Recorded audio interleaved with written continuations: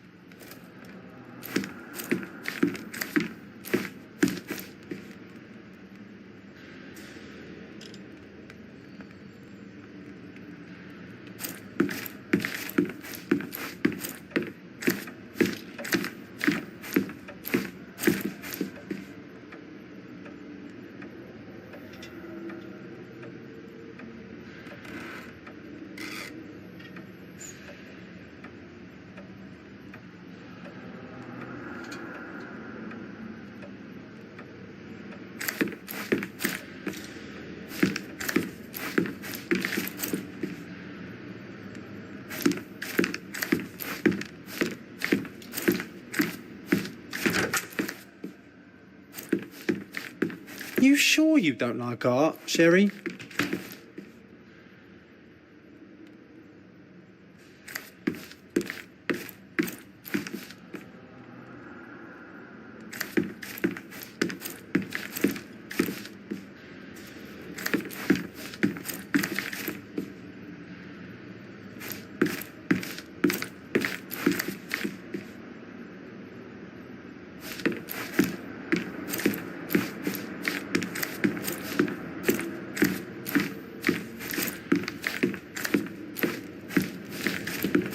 Back home, we've got a taxidermist.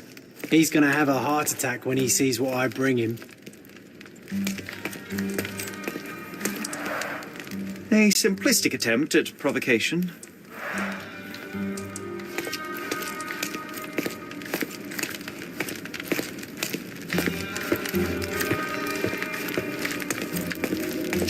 A true artist never shows an unfinished piece.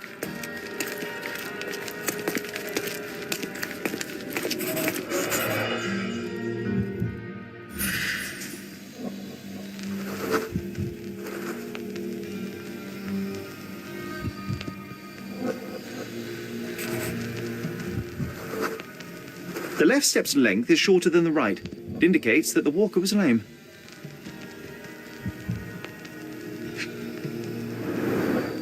Old, and hasn't been used for a long time.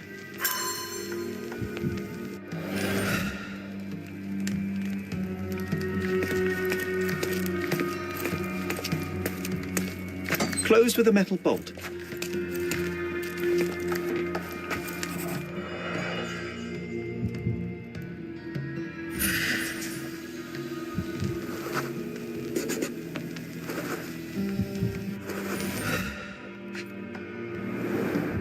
Footprints, size 9.5.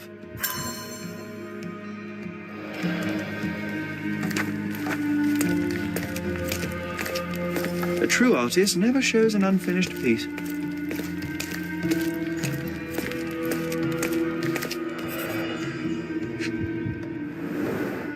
Sherry, how about some company in that dreary chamber of yours? Leave my loneliness unbroken, John.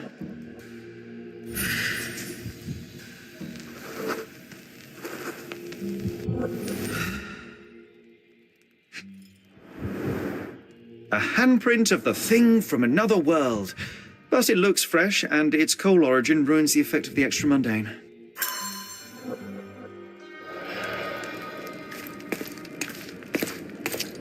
Sodden and mould-ridden. One presumes deliberately.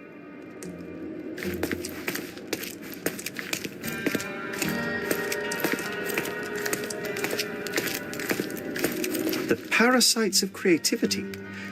Or just a reflection of the artist's recreational interests.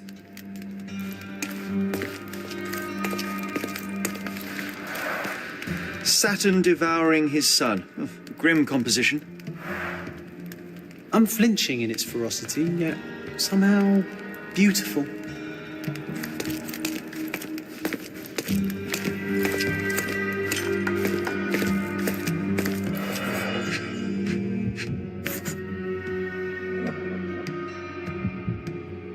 Coal fingerprints.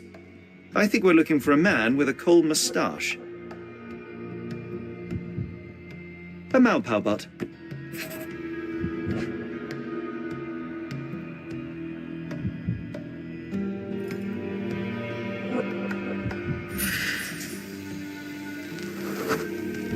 Ugh, sheer vandalism. Only an ignorant person could do such a thing.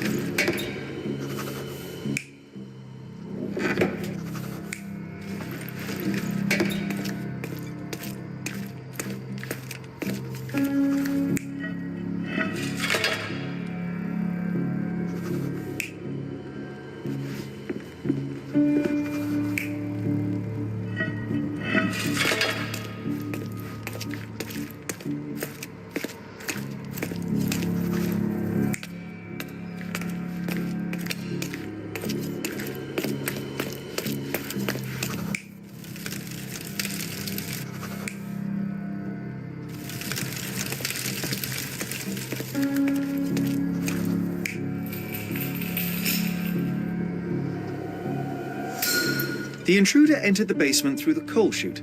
He used a magnet to open the hatch bolt. He accidentally pushed a shovel to the floor. Vogel heard the noise. At the sound of his approaching footsteps, the intruder hid inside the coffin. When Vogel entered the basement, he failed to notice anything strange and left without properly checking. The intruder waited until Vogel had left the caravanserai before burning the paintings in Wilde's room. But the vandalism was a cover for the theft.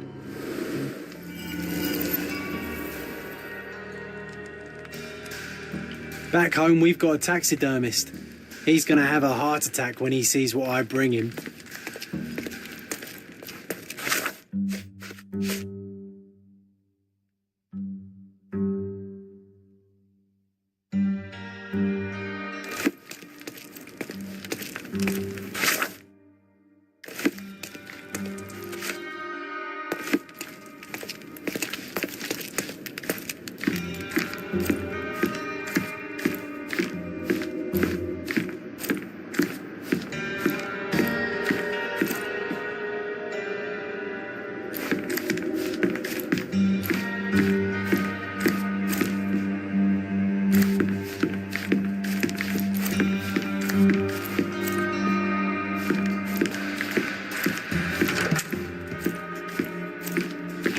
The pieces are not what I expected. What do you think my collection is about?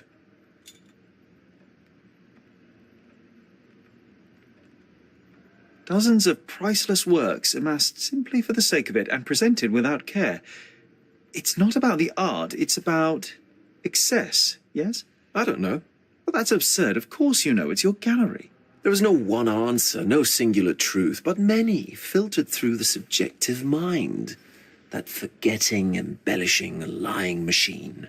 Besides, what's wrong with a lie if it makes life more interesting? What's wrong with a lie? It corrupts the ability of others to behave freely and rationally. Men never act freely and rationally anyway. It matters not what is or isn't in the end. The only important thing is how you feel. And I simply want to feel and consume as much as I can. Don't you? Feelings are simply one's animal ancestry trying to wrest back control of the brain. I try to avoid the distraction. You try not to feel, even in a place like this? None of it moves you? To be frank, I struggle to maintain even a whit of interest in art. But Mr. Holmes, it is joy incarnate, mankind's greatest achievement. Mankind's highest achievement above all others is objective and rational thought. I see then why you dislike art, for it means whatever you want it to. Or perhaps, Mr. Vogel, I was lying. Aha. Mr. Vogel, my investigation has revealed that the intrusion was not merely vandalism but theft. The limping visitor left your place with a canvas. That's very impressive. This thief was familiar with the gallery and he was sporting a limp. Do any of your clients or artists come to mind? My, your attention to detail is remarkable, Mr. Holmes. I should introduce you to Bosch's works. Alas, I'm afraid I cannot suggest a culprit. The intruder entered the basement through the coal chute. He used a magnet to open the latch and dislodged the shovel while doing so. That's the noise you heard yesterday. When you went downstairs to investigate, he hid in the coffin. It seems I should have checked the space more thoroughly. The fire was a clever attempt to hide a stolen painting, even if it didn't fool me. I found the remnants of an empty frame in the pile of ashes. The canvas had been removed. Do you know which paintings in the Wilde room may have interested a thief? Were any particularly expensive? Those pieces belong to a well-known artist named Boniface Mercurio. They're controversial, but not of a notably high value. There's something more, is there not? I can see it in your eyes. Indeed. There is another intriguing angle. I recently received an anonymous offer for one of Mercurio's works. The sum was more than fair, and indeed could have saved Mercurio from his artistic poverty. But he declined it. Was it a performative whim? Some artists lionize pain and hardship as if their work would be worse after a meal and a hot bath. I cannot tell. But not only did he refuse the deal, he insisted on displaying the painting in the public space. I was hoping to change his mind, but artists are a special breed of stubborn. What was depicted in the piece? A bound woman, wrapped in robes, being penetrated by a red devil that stared at us, the viewer. The beast had numerous tails growing from his back, and a large crowd gathered around the pair, silently watching the orgiastic scene. Okay, well, given the nature of the other works on display, it's hard to see why that one stood out. What could possibly be its value? The evaluation of art is very subjective, Mr. Holmes. After all, art is everything. A poem, a bruise, the beads of sweat on your beloved skin. Even a masterfully solved crime. I'm not sure I see the connection. Regardless, the painting was one of a series called The Sabbath Night in Cordona. The works depict sex, violence, and other controversial acts that life, for better or worse, contains. Ah, I see. I'm not sure that you do, but that can wait for another time. So where can I find Boniface Mercurio? I know he lives somewhere in Old City, but couldn't be more specific. He's a prominent figure, so finding him shouldn't be a problem. Well, I believe I have enough to begin. Thank you, Mr. Vogel. Your gallery certainly has unexpected depths. I'm delighted to have been able to please a friend. In return, I expect you to come back with good news, or at least with a good story.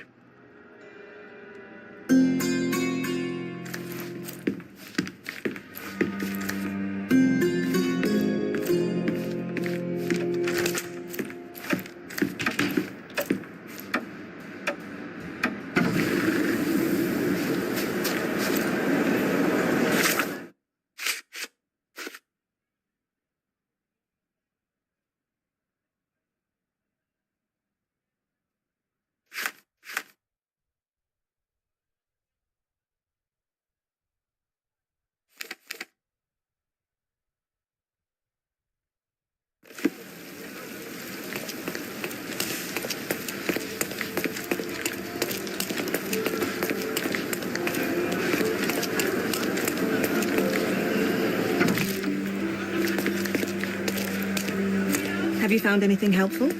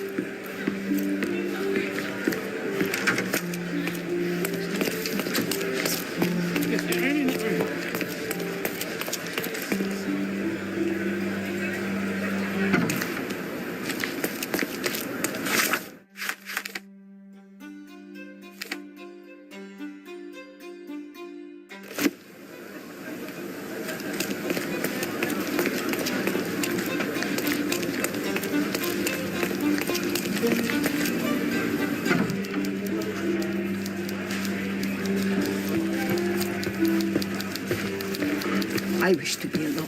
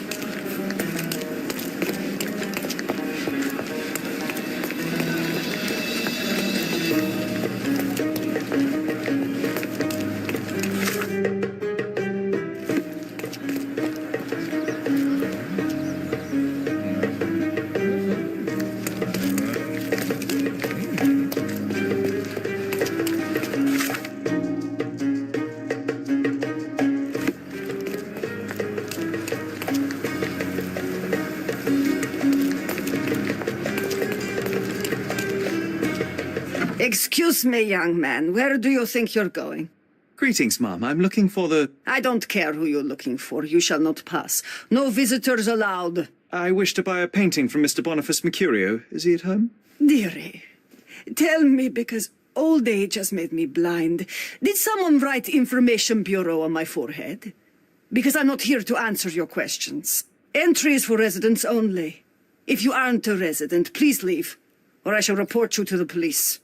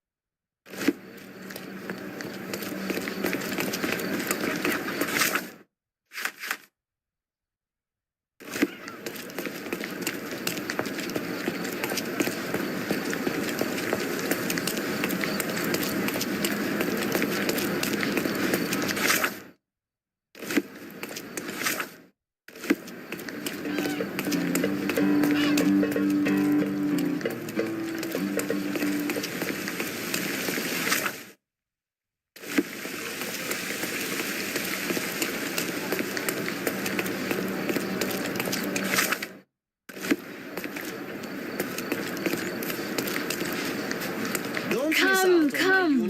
Decorate your house in Oriental style.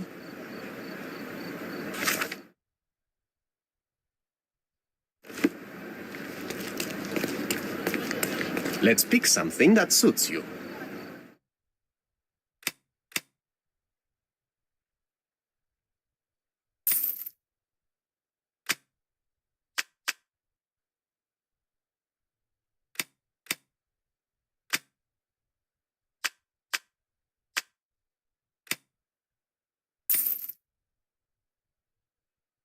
A good choice.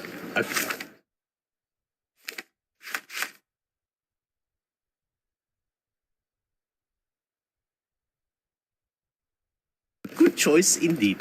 Don't miss. Let's pick something that suits you.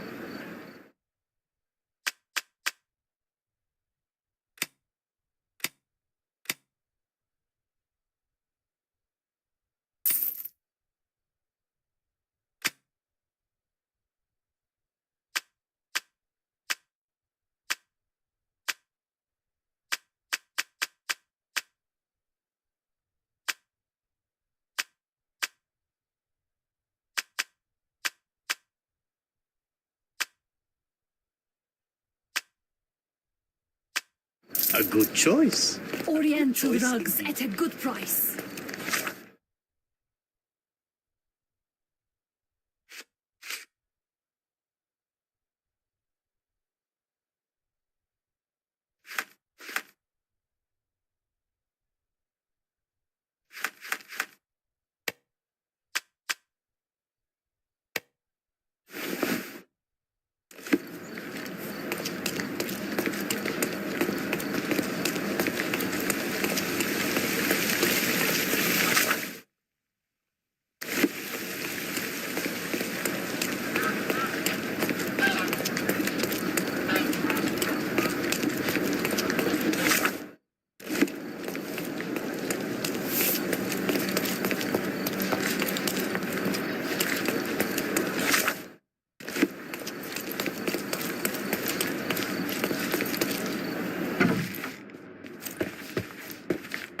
Boniface, sweetie.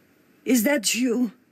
Ah, old age does terrible things to one's sight. I didn't recognize you at first. How are you, Mum? I'm ashamed to admit that I've lost my key. Do you have a spare? For heaven's sake, how many times will you lose that key of yours? Of course I have a spare. You artists all live in your own little world. Please, accept my thanks. I would rather accept your rent. You promised to pay me several weeks ago, and I'm still waiting. I will pay you, I promise, very soon. You'd better do, my dear. Or else I'll just change the lock. And I won't fall for those cow eyes.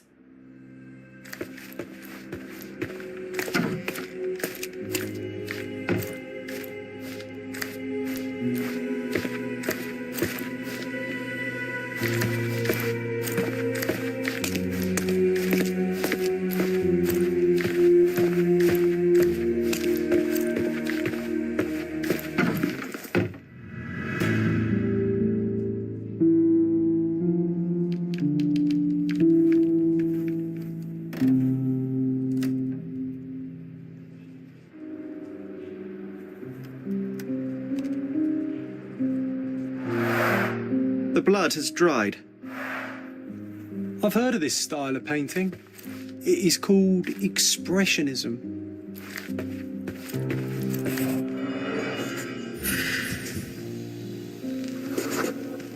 Judging by post-mortem rigidity, the body lay here for 1 or 2 days.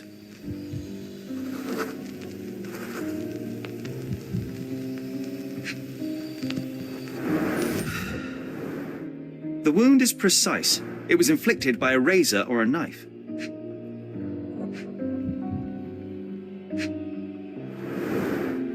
Soaked in blood. It seems as if the puddle of blood was here before the rags.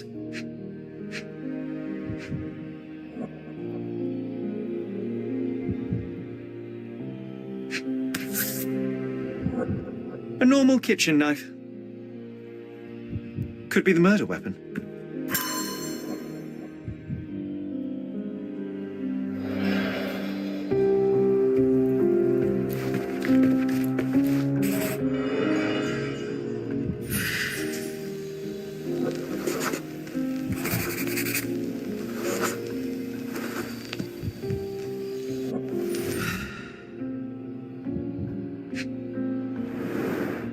It appears the wine was truly awful.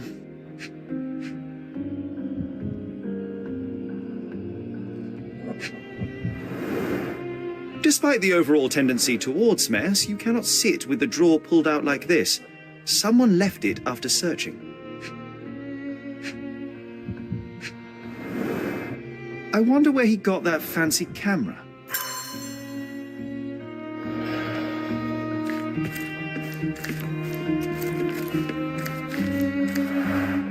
Aunt May whiskey, brandy bucks.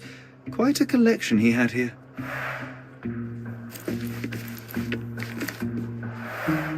The chest has been searched.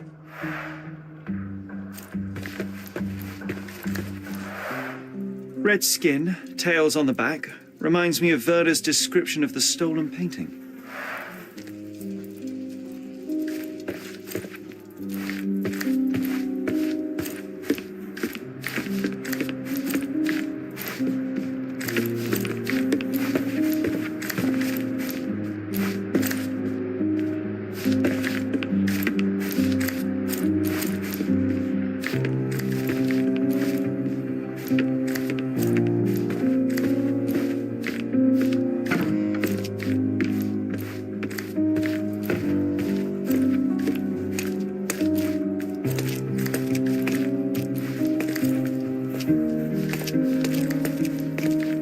The photograph was not pulled out in time. Such a waste of material.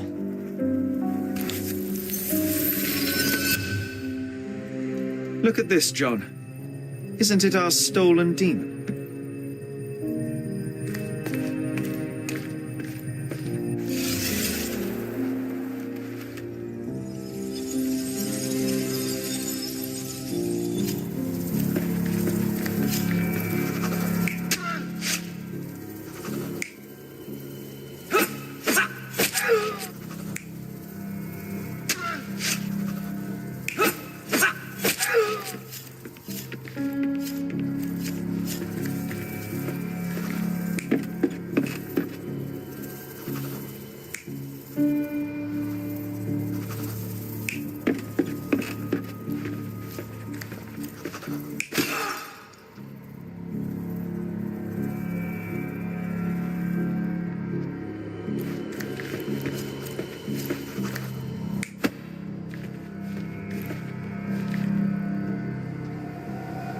You're not even trying, Sherry. Concentrate.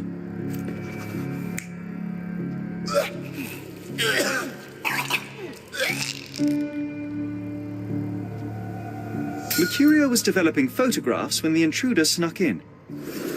Mercurio heard him coming. While the thief was searching the chest, the painter ran towards him with a bottle in his hand. He smashed it across the thief's head. The intruder had no choice but to defend himself, and the weapon of opportunity happened to be a kitchen knife. Mercurio stepped aside to grab the painting, but the wine-blinded thief attacked Mercurio's throat.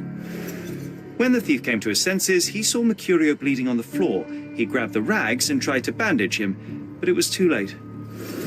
Why did Mercurio attempt to snatch the painting in the middle of a fight?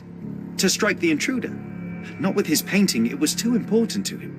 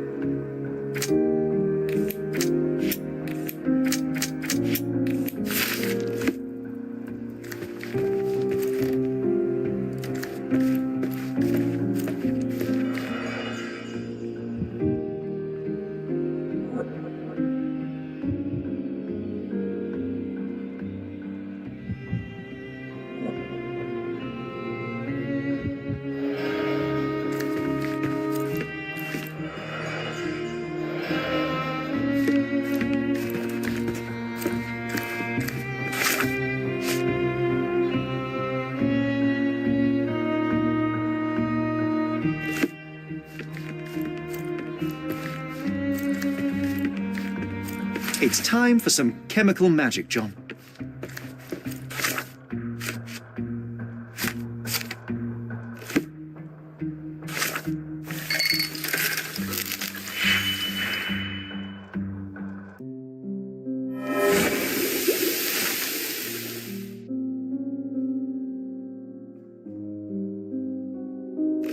That doesn't look like the painting we need, Sherry.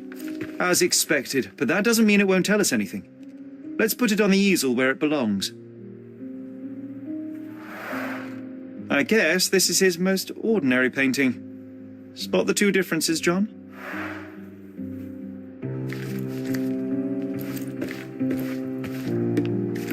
If the intruder didn't take it, the skull should be somewhere here.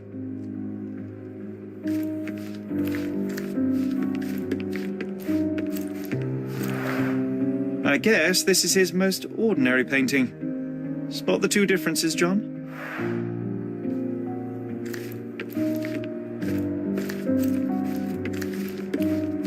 Nothing behind it. Nothing behind it.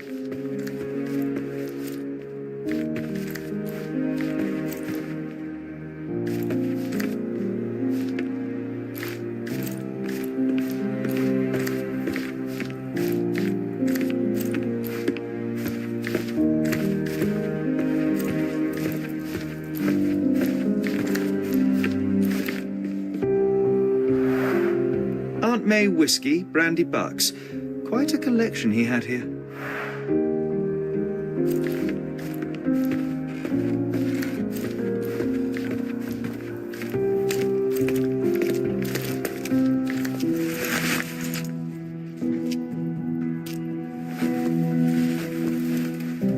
Monster was actually a man.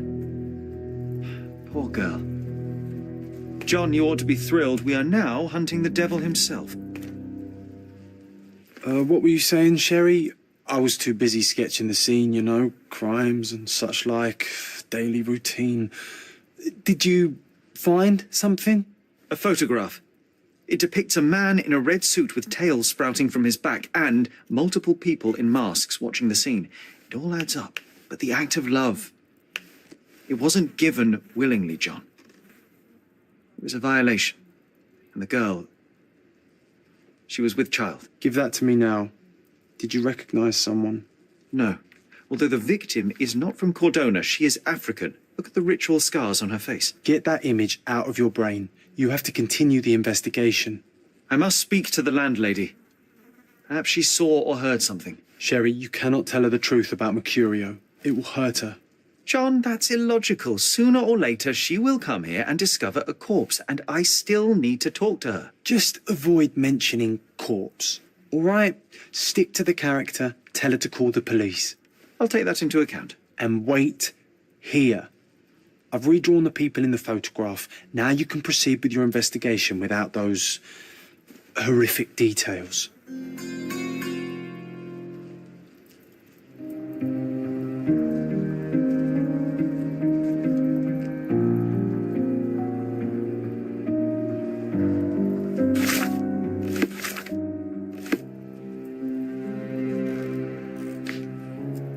You always take me to the best of places, Sherry.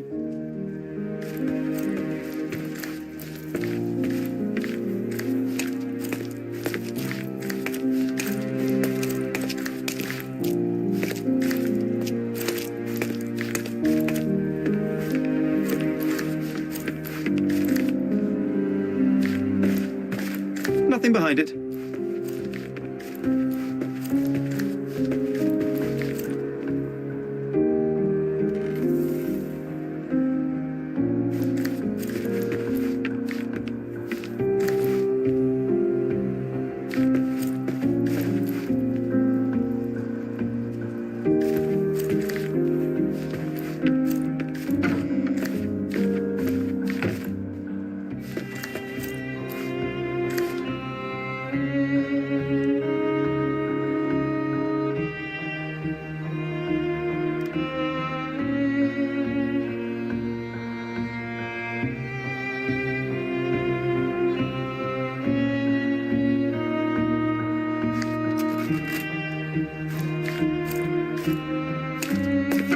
What's wrong, dear?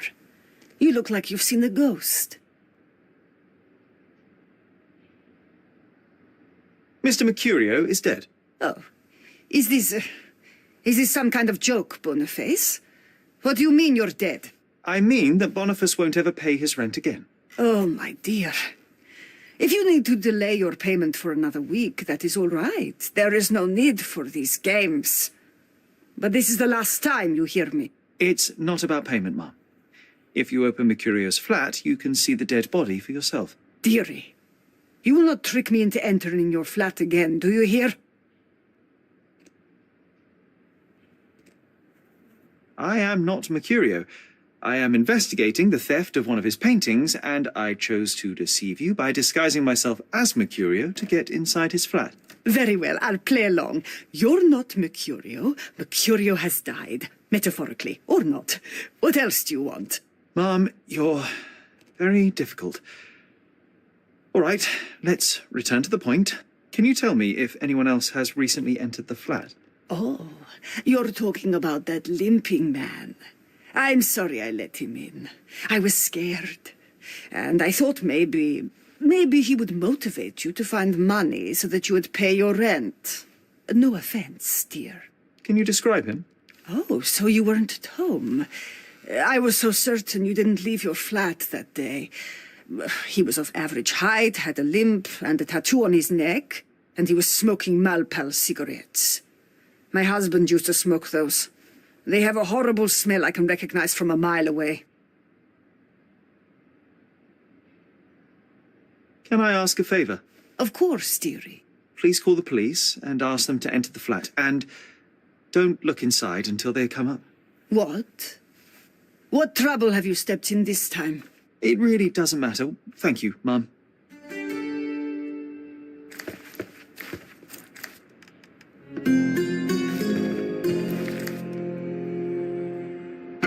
Phew, Sherry, that was close. But you did everything correctly. Now, take off your outfit. I can't let you walk around in a dead man's clothes.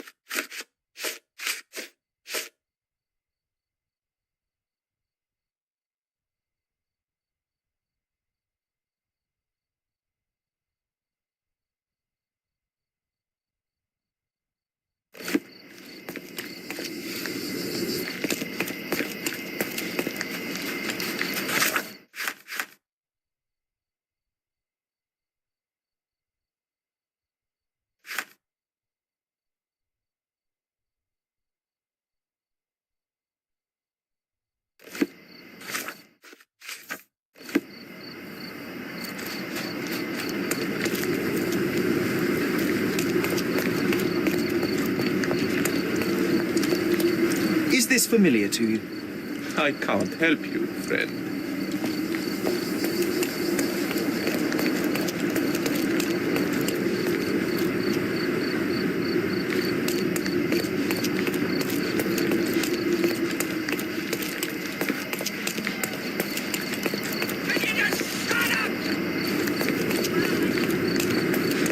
Excuse me, just one question. No one listens to us, so why should I listen to you, oofbird?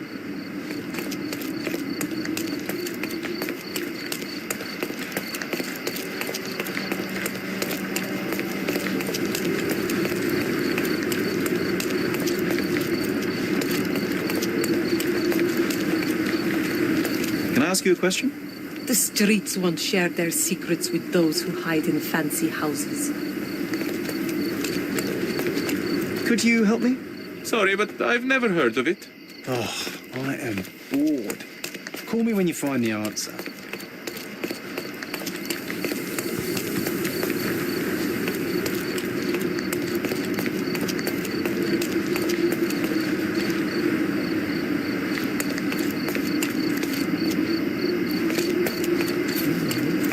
pass by. Welcome, welcome.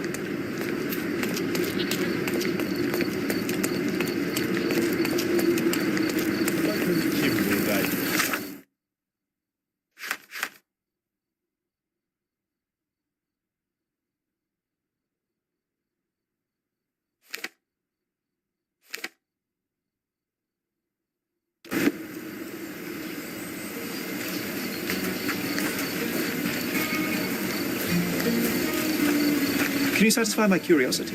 I've heard something, but actually, no, never mind. I know nothing. I'm sorry.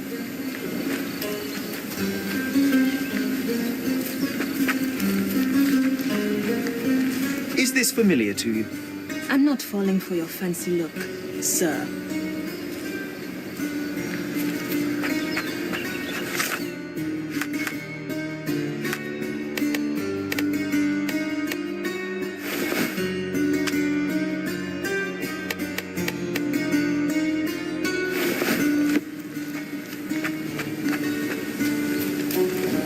Excuse me, just one question. Yes, of course. Let me tell you what I know.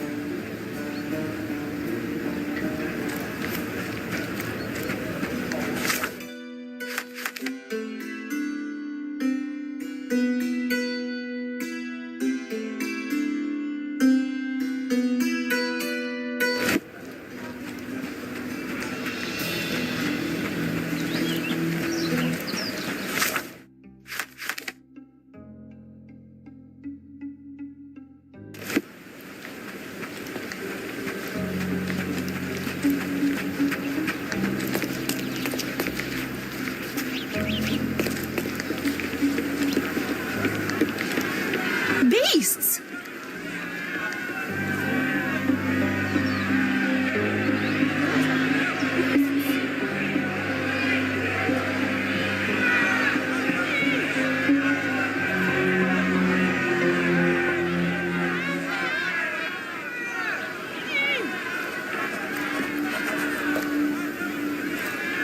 Murderers!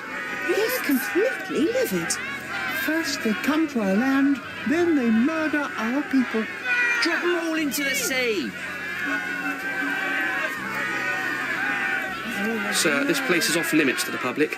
Please state your business or leave, or I shall request that the police escort you out.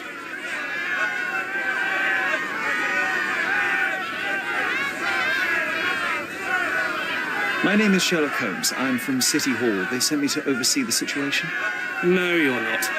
I'm the supervisor of the camp, and I'm the one who's handling the current situation on behalf of City Hall. Ronald Harlow at your service. Now, sir, tell me who you really are, or you'll have to explain yourself to the police. I have full authority to request they detain you. Very well, Mr. Harlow. I am a private investigator. I'm looking for a witness on my case. Sherlock Holmes is my real name. A private investigator? Really? Even so, you're not authorized. I can't let you in, so please, step back.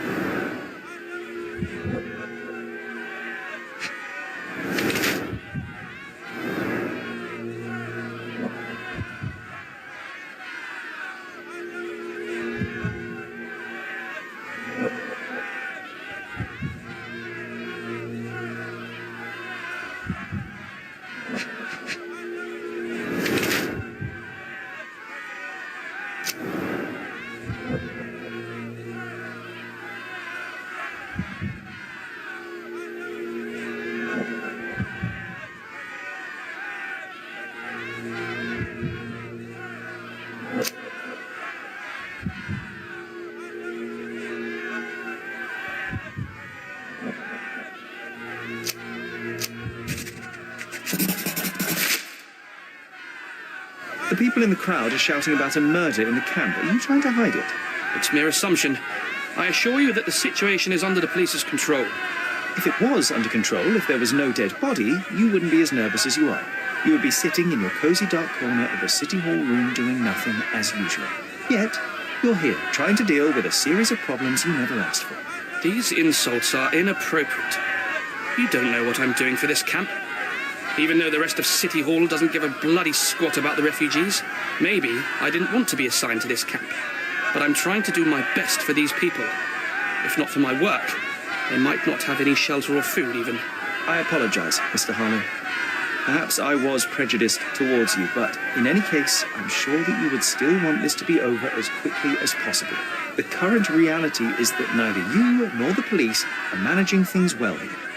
You are unable to calm the crowd. You have simply never handled a situation like this before. What are you driving at, Mr. Holmes? I can help you to handle the situation if you're truly interested in solving things quickly and quietly. And how exactly would you manage that? Simply tell the police that the time is City Hall, and I'm permitted to investigate the scene. I'll work out the rest, but in return, I need your help finding my witness. She's a young refugee. She's with child, or was with child recently. Look, there is indeed a dead body inside the camp. So even if the girl you are looking for is there, all the refugees are now being detained and interrogated by the police. They won't allow you to speak with her, and I can't do anything about that until the situation settles down. So it's in our mutual interest to settle it. Oh. I suppose that things are bad enough that I ought not shy away from help. All right, Mr. Holmes. I'll tell the police to allow you to come inside. Just tell me when you're ready.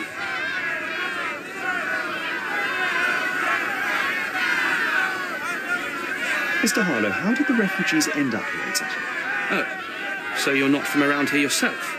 I've been away for some time, but I read the papers. Yes, this whole story has been in the papers for almost a year now. They were smuggled to Cordona on a ship from Africa. Smuggled? Then why didn't you deport them? The smugglers managed to sneak them to shore and hide them inside an abandoned warehouse. When the police raided the warehouse and found the refugees there, the ship was already gone. We aren't even certain as to which ship it was. We have busy shipping routes with other colonies these days, you see. So you decided to lock them up under a bridge? There was no other option. We're still trying to work out what to do with them. I only hope we'll find a humane solution and not put them on a raft and float them out to sea. Mr. Harlow, what exactly do you do here? What are your responsibilities? What I do and what I am responsible for are two different realities, Mr. Holmes. On paper, I am in charge of the camp territory, security, provision, and the refugees in general. What I actually do most of the time is knock on every City Hall door trying to obtain some funding, or at least rations for the camp. The police here on City Hall's behalf too? They are, minus those who came here after the body was found. The governor won't let the refugees disperse into the island, so there's a significant police presence guarding the camp. Naturally, they answer directly to the police. I have some influence here, but I'm not their direct authority. I'm ready to take a look at the scene. All right. Go inside the camp and find Inspector Tewksbury. He's the officer investigating the scene. Tell him I sent you. Say you're an independent expert from City Hall. He'll fill in the details for you. I'll find my way with words. Thank you, Mr. Harlow.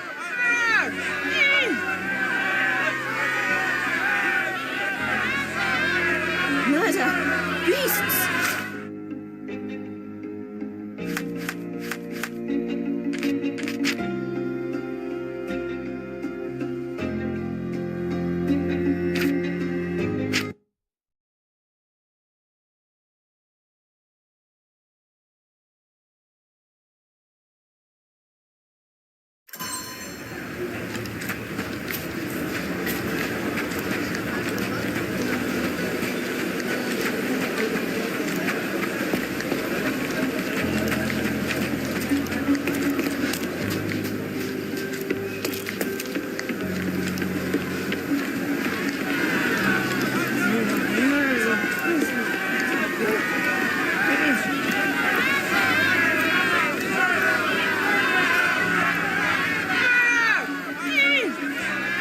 Sir, this place is off limits to the public. Please state your business or leave, or I shall request that the police escort you out. My name is Sherlock Holmes. I'm a private investigator. I'm looking for a witness for a case. A private investigator? Really? Even so, you're not authorized. I can't let you in. And you are? I'm Ronald Harlow, here to handle the refugee situation on behalf of City Hall. I'm the acting supervisor here, so I have full authority here to ask you to leave, or I shall order the police to detain you for trying to pass the blockade. Please, step back.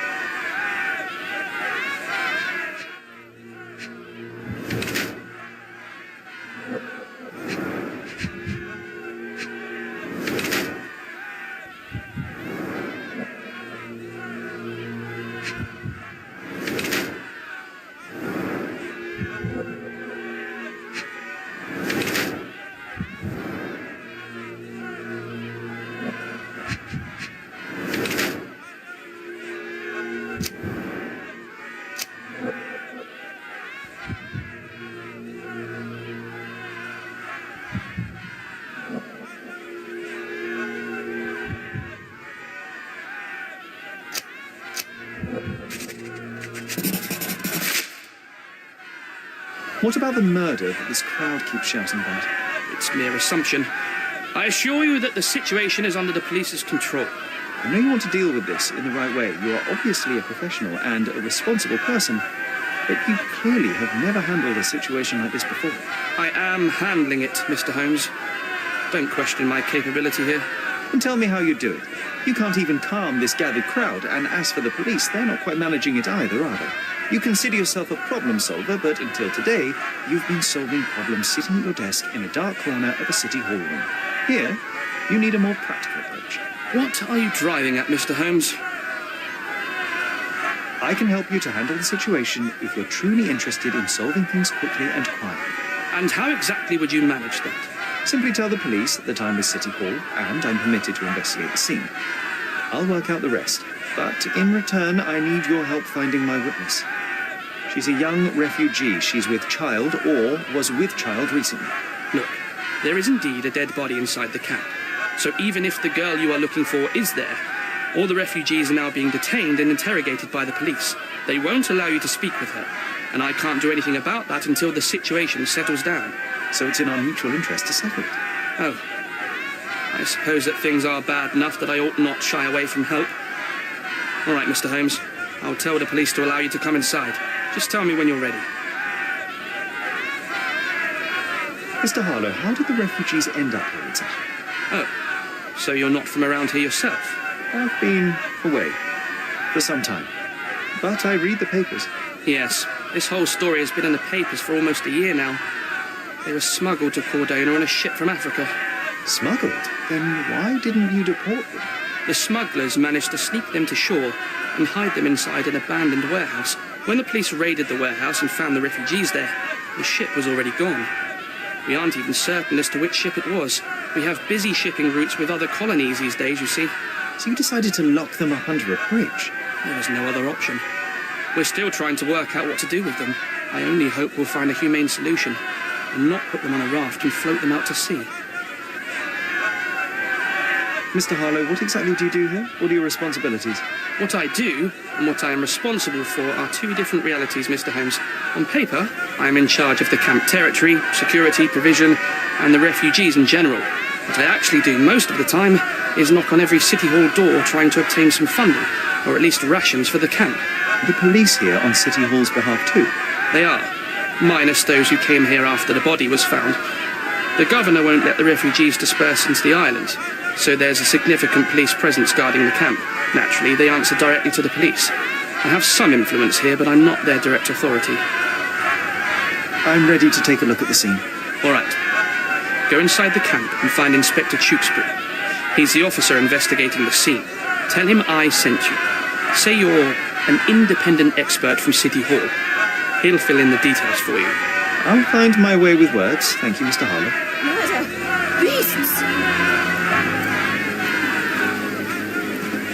So they keep these refugees under a bridge like proverbial trolls. No wonder the people outside are so disturbed. Who the hell are you? How did you get in here?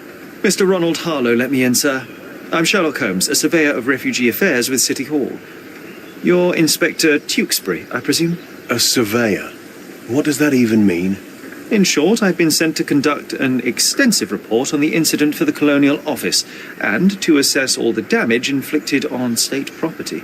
Got it. Another paperworm sent to count money and get food for archive mold. Go on, look around, but don't make yourself too at home. As if I didn't have enough problems before you appeared. Could you first tell me what happened here? What happened? People from the bridge above the camp heard a woman screaming and saw a mass of refugees attacking a man. Clearly not a refugee. When the camp guards came by, the man was floating in the sewage canal with a knife in his chest. Bam. A murder. Big news for Cordona. I'm sure. Thank you, Inspector.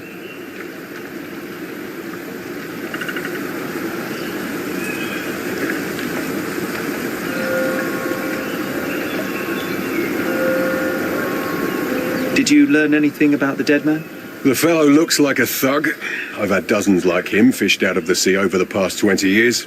Ever since these refugees arrived, there have been people on Cordona with bad blood in them. My best bet is that this thug had something against them too. And no clue as to his identity? He had some items on his body, but nothing to indicate who he was or where he was from. I think I should catalogue his possessions in my records. Go on. They're on the table near the body. And none of the refugees were harmed? One fellow was cut. He's lying over there near their kitchen. He's in a bad way. You mentioned a woman screaming who attracted the bypassers on the bridge. Was she harmed? No, she's all right, but perhaps the whole debacle started because of her. She started wailing and the refugees stood up for the girl. And where is this young woman now? Back there in the shacks, same as the rest of the refugees. She's been questioned by my men, but she's just some refugee girl. Can't understand much English. Do you have any suspects yet? You're joking, right? I've got a whole camp full of suspects. And if you ask me, this bloke had it coming. Better bury him and forget about the whole thing. And now there's a crowd gathered at the camp, and my superiors say we must thoroughly interrogate the refugees. At least those who can understand any English. Do you believe that your superiors wish to get rid of the refugees? I think that both our superiors would rather keep the story quiet. Since that's an unaffordable luxury now, they're looking how to protect their public image. That's why I have to waste my time waiting for my people to turn every stone and befriend every refugee. Here we go again. Number of hours on Cordona before stumbling upon another dead body? 0.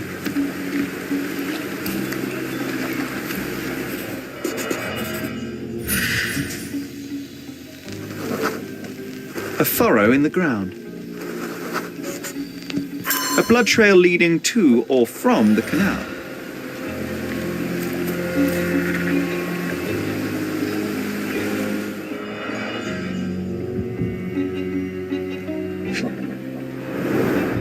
Someone bled profusely here.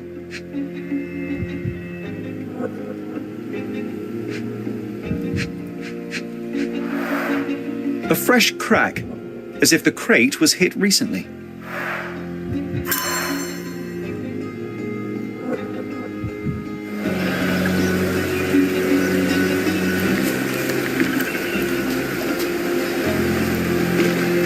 These events have fractured into so many pieces. But I know you can collect them all, Sherlock.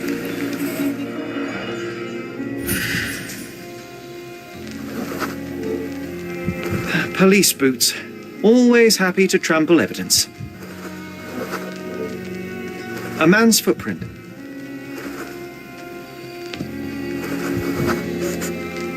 A heavy boot with a worn-out sole.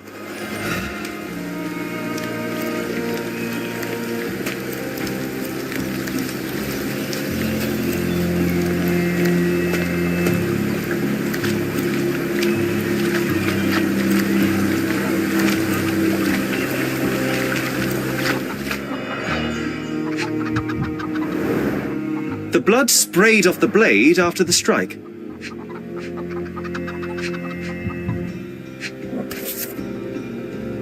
No hint of blood or impact.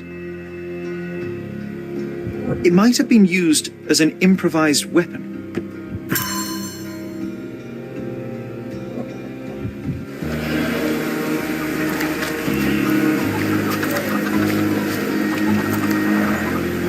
Someone was dragged against their will.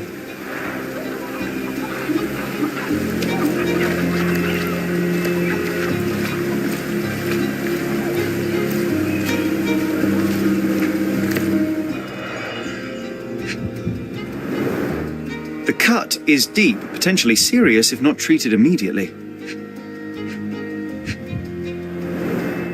He is in shock, feverish and dehydrated. Sherry, you know first aid. Surely you have a duty to help this man. You can't leave him to certain death.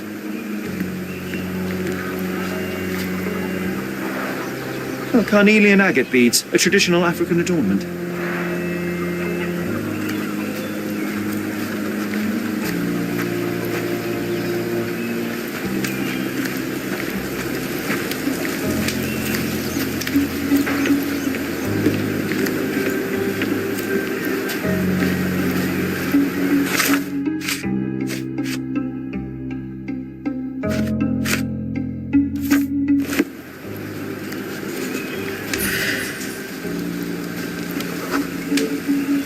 I'll use it to create a solution.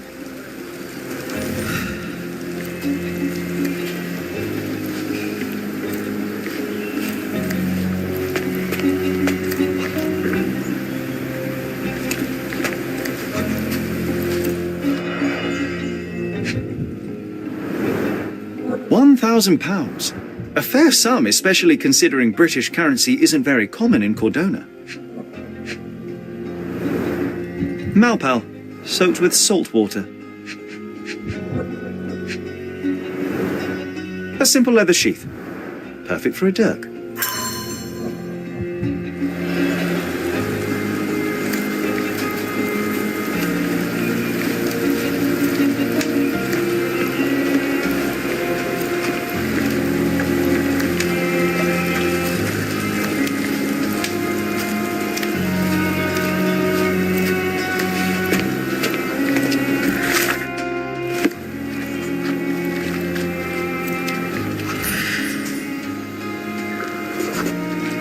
I'm afraid these leaves can only be added to tea.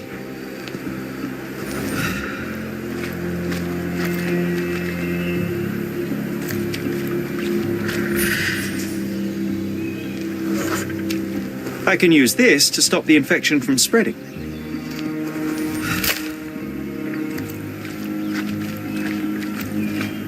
If they find out about the passage, everything will go to hell.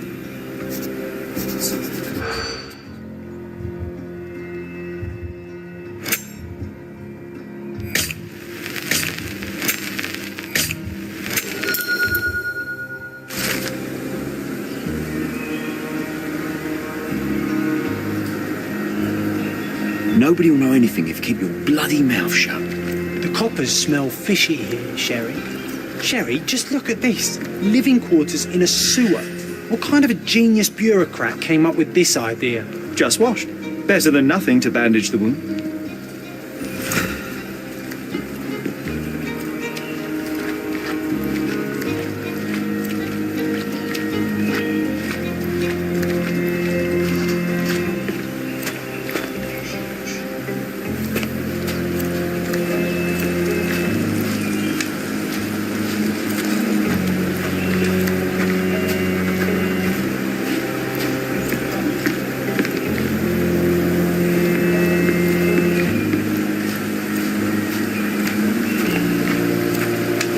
I've plated all the ingredients, now to prepare the first aid solution.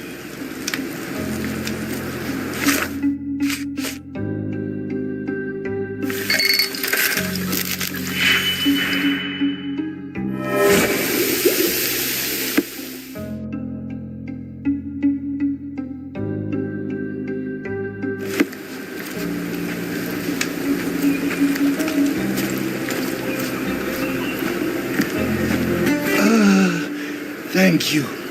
This should make you feel better, my friend. Now remain lying down and drink as much water as you can. Well done, Sherry. At least he won't die from the infection. Are you able to help me? Nothing I can tell you, sir, but others might know more.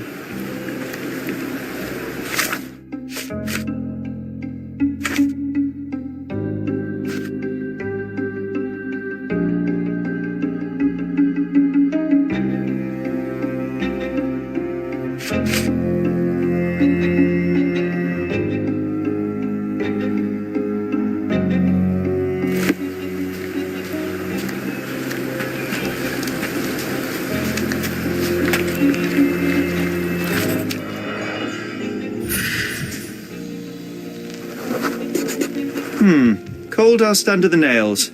I don't see much coal around here.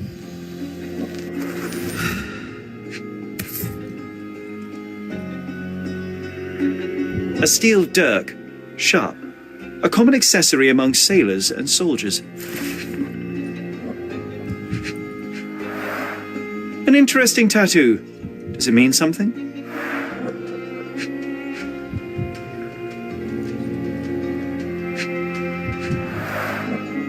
Heavy boots, with one sole far more worn than the other. This man was Limping John.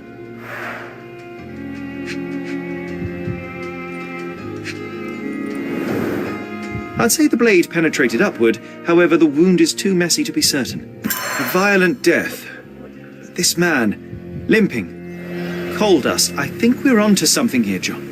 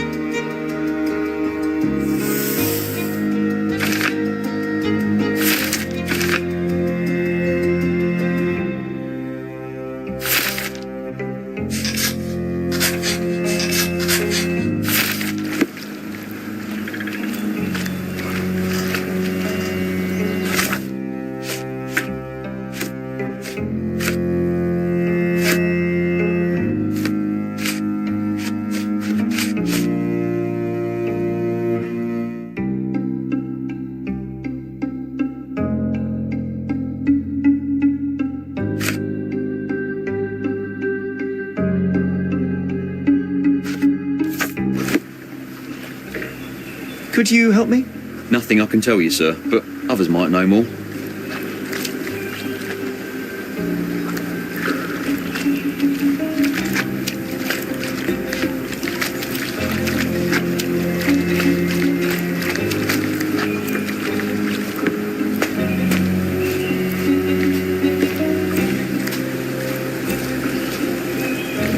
Are you able to help me?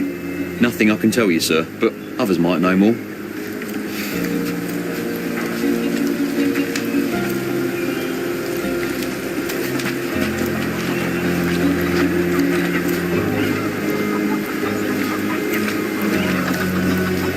The refugees have been detained and will not leave until all the circumstances are clarified.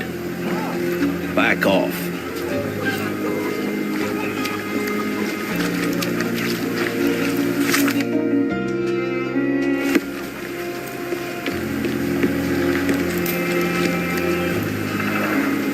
Clearly a left handprint here. You know what? I'd like to understand. What? How did our dead man end up inside the camp in the first place?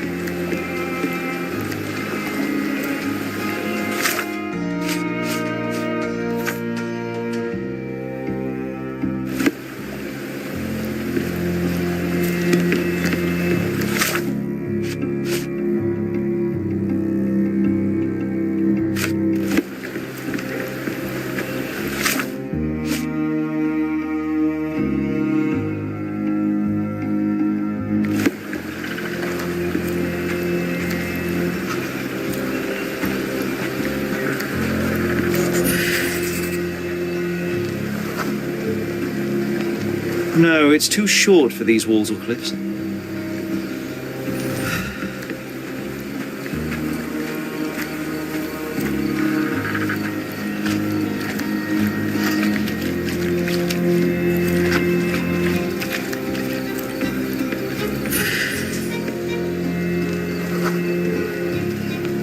Sealed shut. I doubt our man could get through these grates.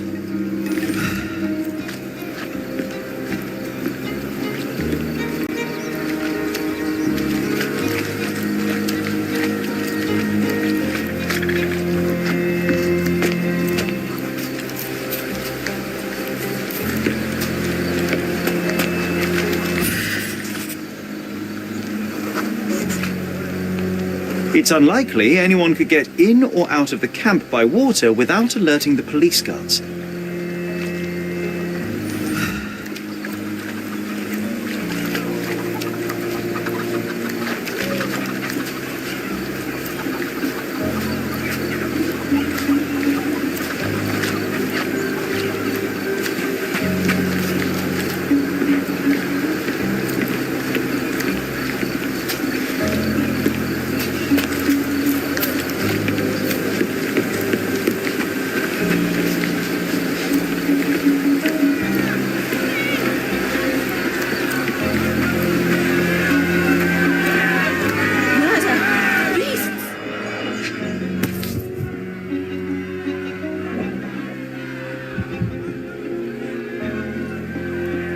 A single Malpalbutt.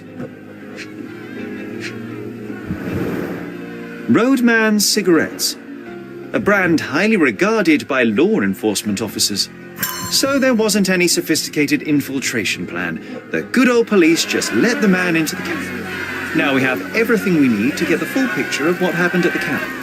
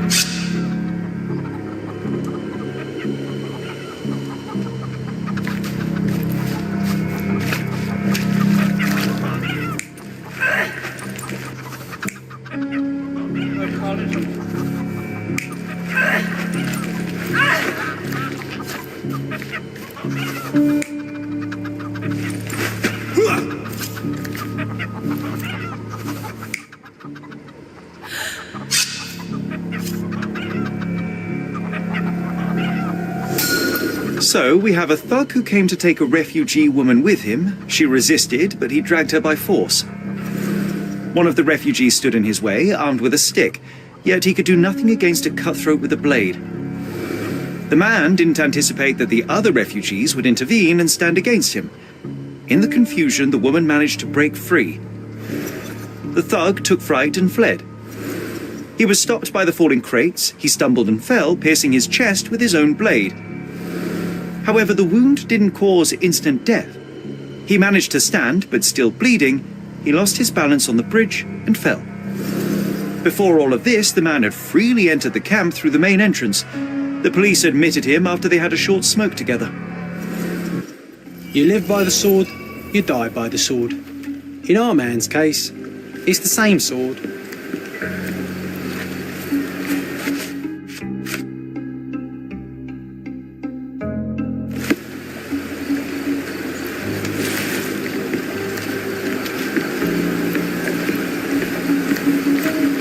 Mr. Harlow, your refugees didn't murder anyone. What? Pray tell me what you've learned. All right, listen carefully. This might solve one problem for you, but will create a few more. Oh, well, that's a great start. The man came to the camp intending to kidnap one of your refugees, a woman. What he didn't expect was that the refugees would stand up to protect the woman. A brawl had broken out. In the chaos of it, the man stumbled over those crates and fell on his own blade. How do you know he fell on his own blade? The wound in his chest was inflicted from an unusual angle. It was not an offensive stab, shall we say. The refugees didn't touch him. And judging by the blood at the scene, the intruder managed to raise himself but was unable to walk very far. He ultimately fell into the canal. But how did he sneak into the camp? Why didn't the police see him? And this is where your new problems emerge, Mr. Harlow. What do you mean? You're not a dull-witted man. You know what I mean.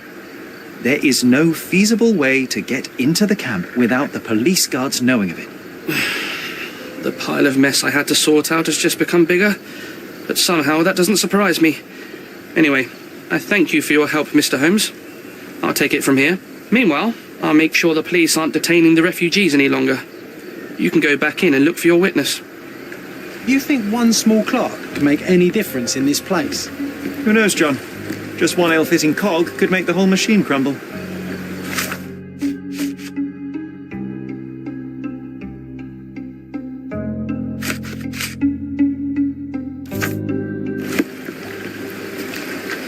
Are you able to help me? They often take us from the camps to work. Most don't mind, though. It's the only way we get a glimpse of freedom.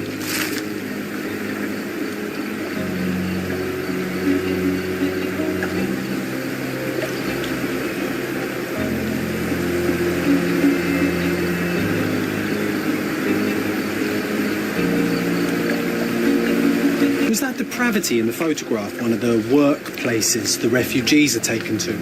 And all the while the police look the other way. Ugh, typical.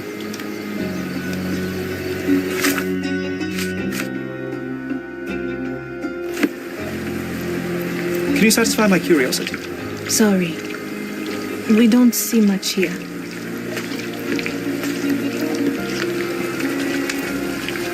Help me, please. Sorry.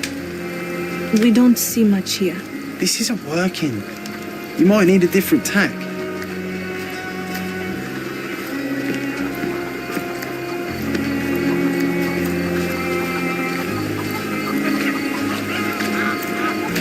You're the one who tended to our man's wounds. I thank you greatly. The police didn't allow us to help him. The police will leave you alone now. I've proven to them that the man who came into the camp died due to his own foolishness. Thank you for standing up for us. But nobody would help us without a reason. You're here because you want something. Yes, I do. I need to speak with the girl drawn here. The dead man came for her too. He wanted to take the girl away, but we won't allow her to be hurt again. What do you want from Naylor? Naylor. She was hurt some time ago. I'm here to find the people who did this and bring them to justice. And to find them, I need Naylor's help. Will you let me speak to her? Justice. There's no justice on this land. But you helped us, so maybe your words are not empty. You can speak to Naylor if she wants it. But I will be watching you. Hello, Naylor?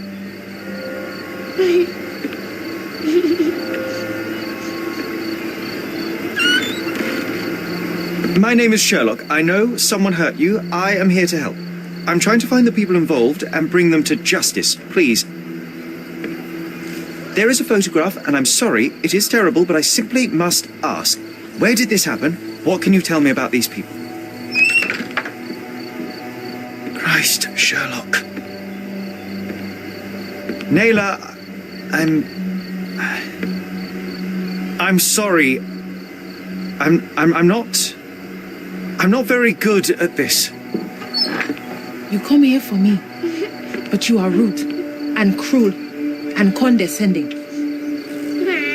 A cross. The man had this cross. Now go away. Leave us be. I do not need another white man's help. Oh, glad that wasn't me. Not my best work, John, by a long shot. Naylor doesn't want us meddling. I'm starting to wonder what this all achieves. But she helped you anyway. Now we know that maniac's face and the cross he wore, we can still catch him.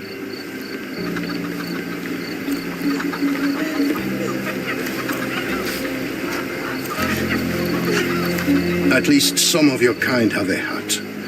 Thank you again.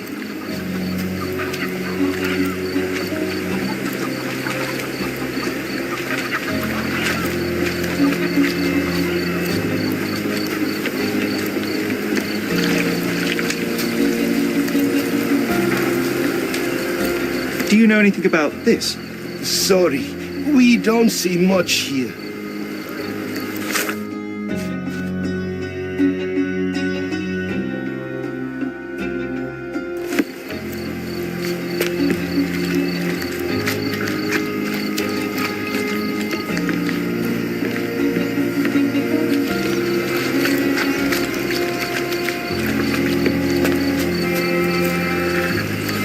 Can you satisfy my curiosity? Sorry. We don't see much here.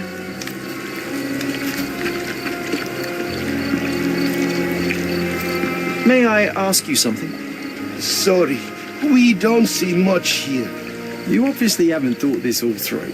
Or you just Help me, annoying please. these people on Sorry, purpose. we don't see much here.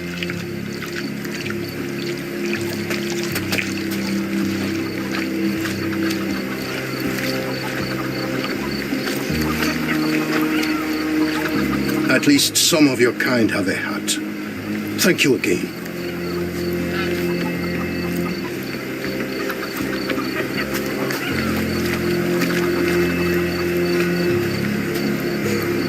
Excuse me, just one question. Sorry, we don't see much here. Is this familiar to you? Sorry. We don't see much here. Time to check your who, what, and what, Shepard.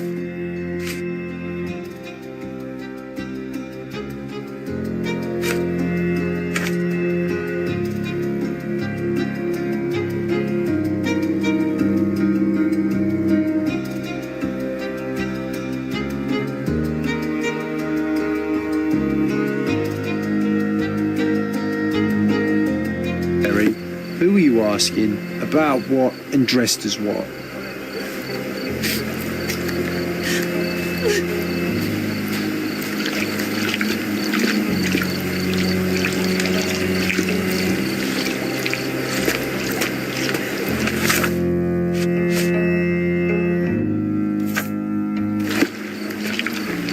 Is this familiar to you? Sorry. We don't see much here.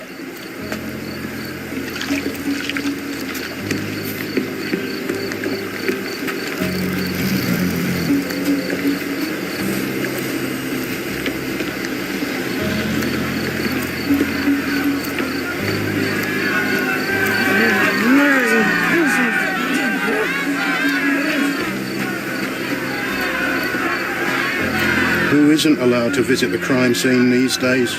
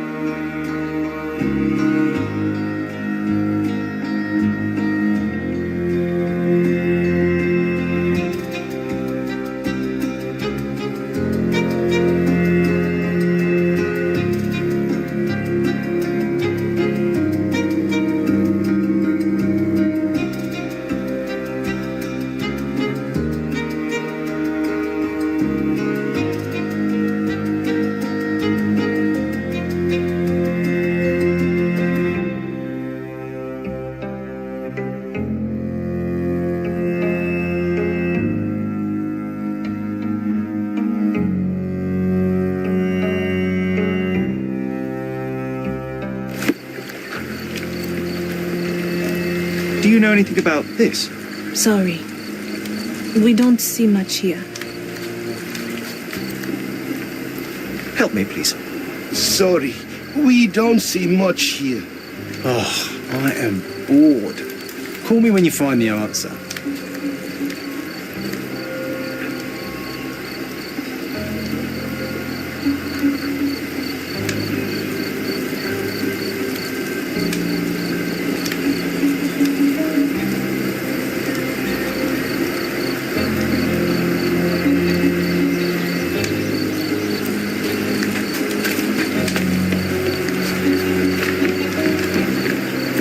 You still here?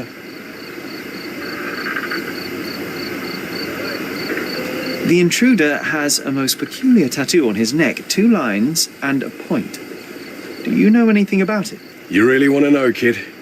Why? You want to play a policeman or something? I'm sure you have it in your records, so it won't hurt if I have it in mine. In my records, it's just a tattoo, as it should be in yours. Ah, to hell with you. Suit yourself as to what you're going to do with it. Off the record, though, such tattoos are often connected to a man named Mr. Niccolo Bernadotti. Bernadotti, you say? A respectable businessman in Scaladio. His company imports goods and wines, and smuggles everything that can be smuggled between the colonies and the mainland. His people can be identified by an obscure tattoo, just like the one over there our friend has. But these are all merely rumours, you see. If Mr. Bernadotti was a criminal, he'd be in prison now. Or hanged, right? The guards at the sewers were speaking about taking refugees out of the camp. Do you know anything about this, Inspector? Less than you do, obviously. And this doesn't bother you as an officer of the law? I can neither punish them nor put them on the right track, if that's what you're asking. Maybe your friends at City Hall could do something about it, but I seriously doubt that. To be honest, I'm sick and tired of being frowned on for my uniform. If those fine gentlemen you've eavesdropped on are in some shady business, that's on their heads. So there's a smuggling ring in the camp. This wasn't the first time that someone freely entered the camp to take a refugee out. At least it was certainly his last time. My gut tells me that we'll learn more about this ring when we find out where the thug came from.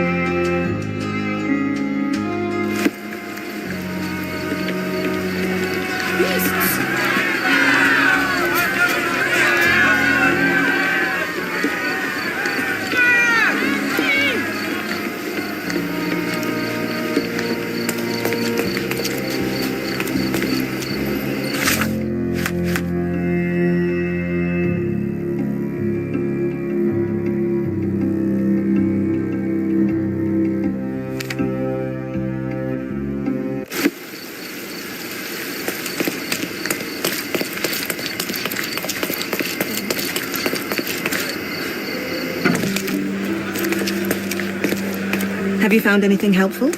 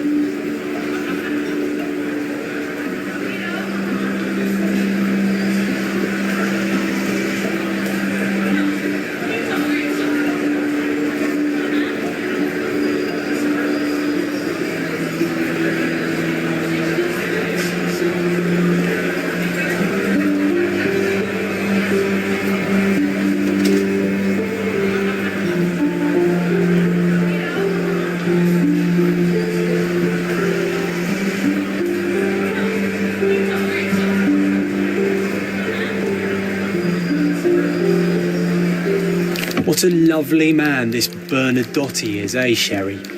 Can't wait until we get to meet him.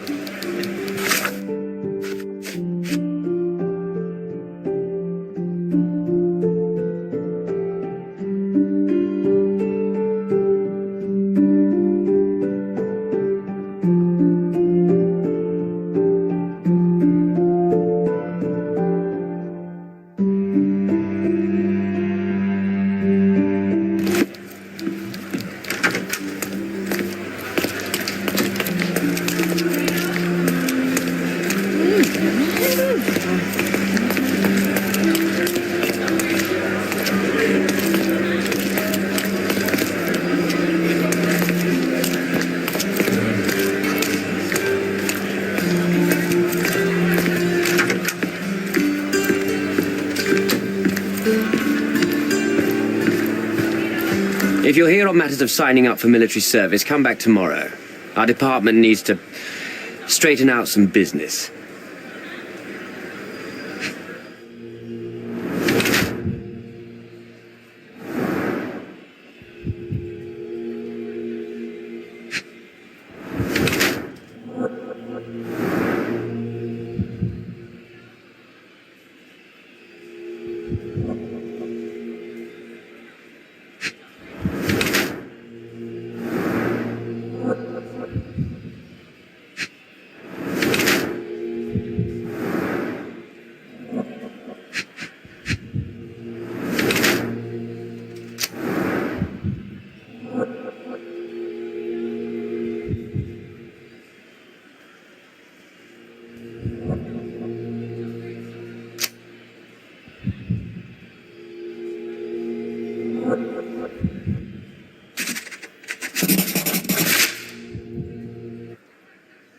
Why are you staring at me like I'm a Madame Tussauds figure? Didn't you hear what I just said? On my way here, I was wondering whether you might regret what you did. I tried my best to retain at least a shred of faith in humanity. I had hoped that you would hear her scream, see her face in your dreams, or at least once ask yourself how Naylor might feel. Who? Neither of my hopes were fulfilled. Why are you here? Do you recognize this man? We definitely look alike. But you have the wrong person. Really? Then you won't mind if I pass this along to the newspaper? All right. All right. Is this about money, as you said in the letter? What kind of sum are we talking about? I've never written a single word to you. Bribery, not my style. So, that letter, it wasn't from you? Well, it appears that more and more people in the city are finding out about your despicable hobby, doesn't it? You're in the clutches of justice, and very soon they will squeeze you. It's in your best interest to cooperate. Fine. I suppose now we have a nice long talk. Do you drink, Mr. Sherlock Holmes. And I do not. Shame. All the best discussions are accompanied by a glass of whiskey. But out of respect for you, I won't drink either. Respect? That's an unusual word in your mouth, Mr. Where are my manners? My name is Thomas Norton, a British envoy in Cordona on a military mission. So, where do we start? So, let's return to the beginning. What happened at the party? I vaguely remember that night. As usual at such parties, you meet people, you talk with them, they invite you to spend some time alone with them. What can I say? I got myself mixed up with the wrong company, and somebody must have mixed some psychoactive substance in my drink. After that, it's all blurry. I completely lost my sanity. I made a terrible mistake which I regret deeply. You don't say. Do refugee girls often appear on the menu at those types of parties? It's rather rare. So you didn't attend the party to engage in an exotic experience involving a vulnerable woman unable to accuse you of assault? I would never have planned such a terrible thing. What happened was just bad circumstance. The painting that depicted you in the image of the devil was stolen by a mercenary. Did you have anything to do with it? I might be a rotten person, sir, but hiring criminals for illicit purposes is not in my daily schedule. And buying the painting in an attempt to hide the crime, is that on your daily schedule? What would you do in my situation? I would never put myself in such a situation. You're young. I could never have imagined myself in my current position. Yet, here I am in front of you. We all make mistakes, Mr. Holmes. And I'm no exception. Boniface Mercurio, does the name mean anything to you? He's an artist, right? The one responsible for the painting that compromises you. I found him dead in his room. Oh, that is bad. Wait, you don't think that I have anything to do with this? You had motive to kill him. Maybe I did, but listen. I know how this looks, but murder? That's on another level. I had thoughts that this Mercutio... Mercurio? Well, him, yes. I thought he could have been the blackmailer. But I was too afraid to make any hasty decisions. There were plenty of ways to fail by making a move, so I chose to wait. To see what he would do next. You have to believe me. I don't believe people, I believe evidence. Then look at the evidence. You mentioned blackmail. Tell me about it. All right. A couple of days ago, I received an anonymous letter. It said that in the art gallery at Caravansary there exists a painting that incriminates me. The blackmailer made it clear that if there is a painting, then a photograph exists too. And I should be wary of what it might do to my reputation. What does the blackmailer want from you? Money, of course. What else do such people want? Needless to say, I don't remember anyone taking photographs at the party. Up until the last moment, I hoped he was bluffing. But he wasn't, as you've just proven to me. Show me the letter. I burnt it as soon as I read it. I've left enough evidence. There's no need for any more.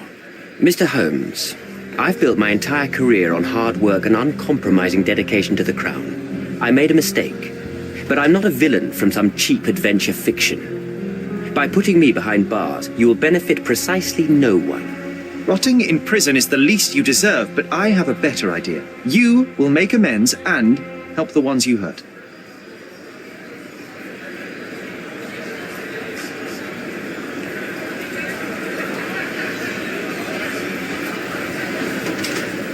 Use your connections to help patriate the refugees, find them decent homes, give them jobs. There must be a meaning to your position and my decision. Yes, all right, I can do that. So, will you give me the photograph now? That's not all. Naylor deserves the very utmost of what you can do. Help the girl? I can't risk the press paying extra attention to her. I will do anything except that. I need to think this all through. Don't do anything foolish in the meantime. What makes you think you can decide what's best for these people? Such is the arrogance of British imperialism. I take your point.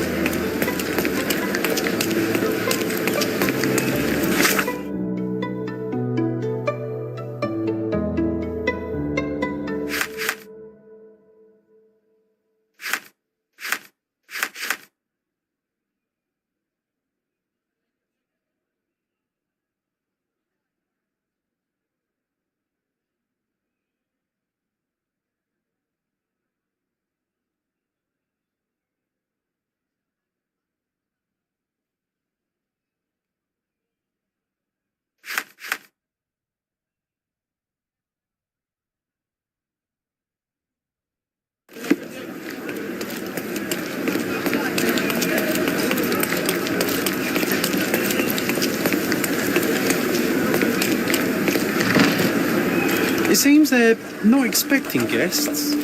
I won't wait for an invitation, John.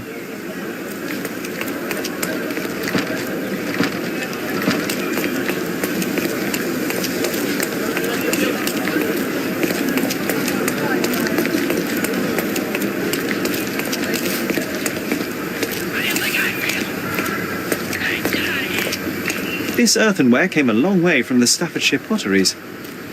These workers don't look like your average Cordona folk. They're refugees from the camp.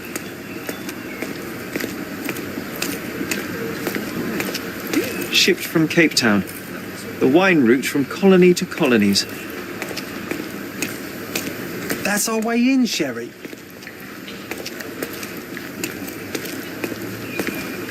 An essential remedy against sea scourge on any ship.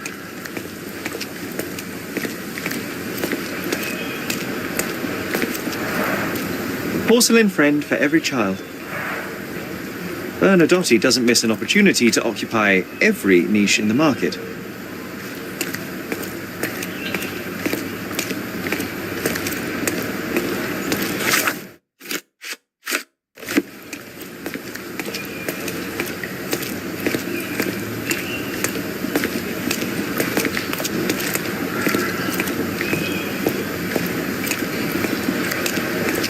Hey, yo, this is private property. You lost something.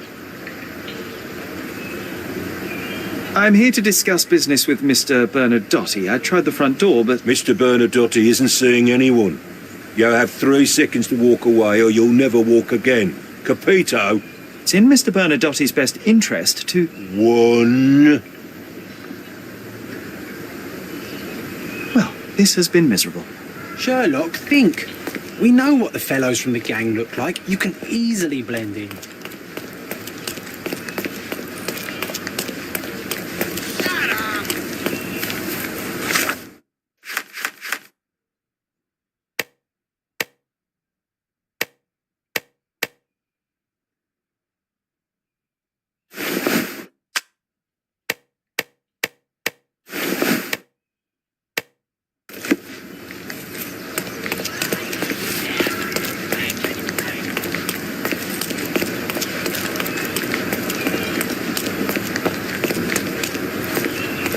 Get out. Well, this has been miserable.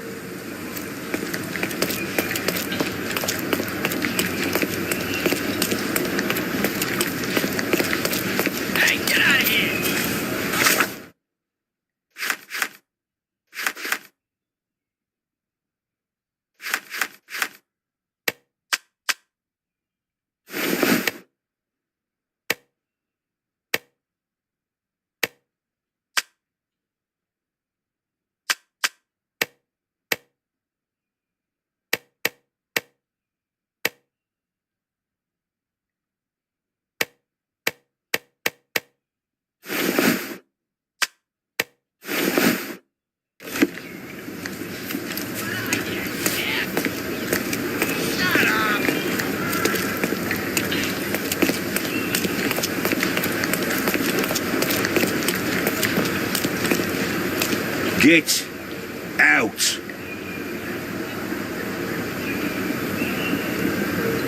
Well, this has been miserable.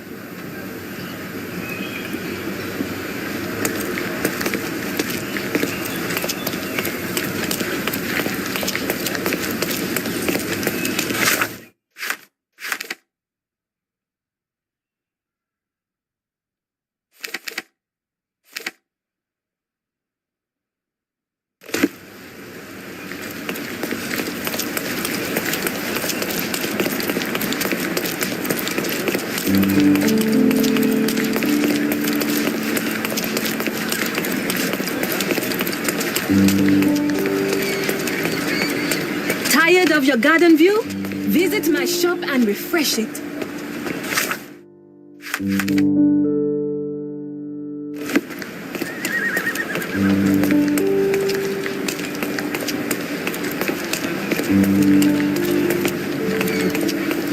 Simply the finest clothes for the finest citizens.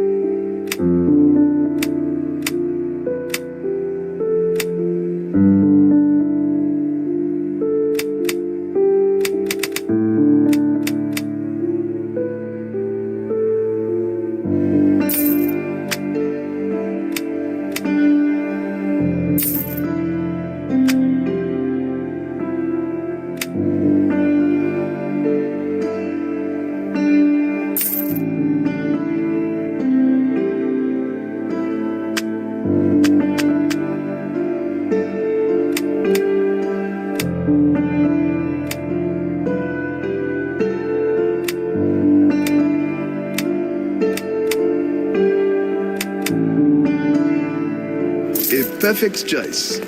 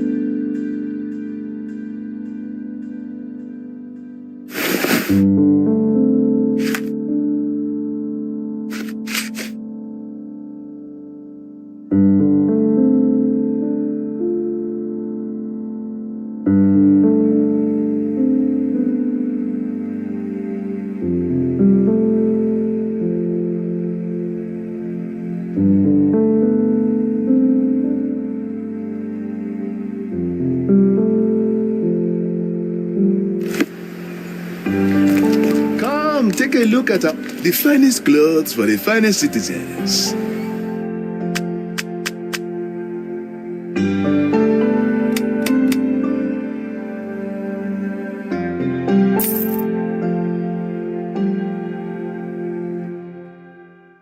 A perfect choice.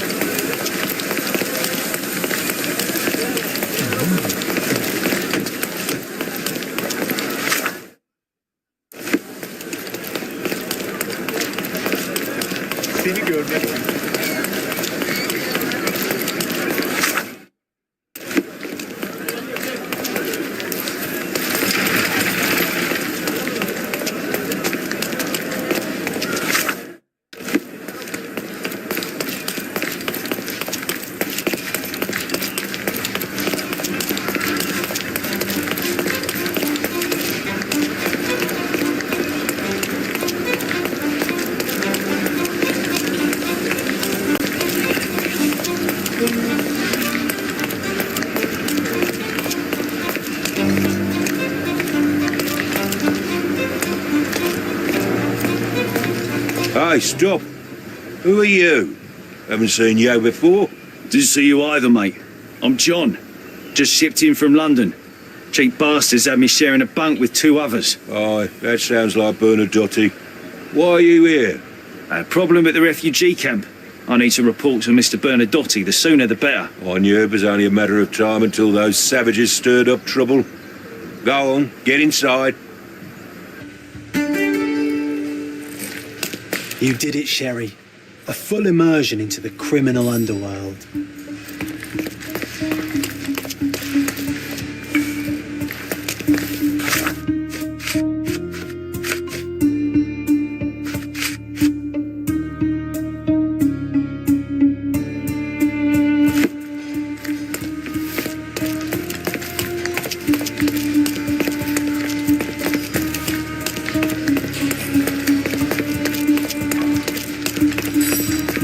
The silver and treasure, mate.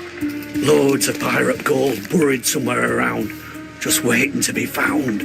It's all right, there's no treasure. But maybe there is. I just need to crack the bloody riddle.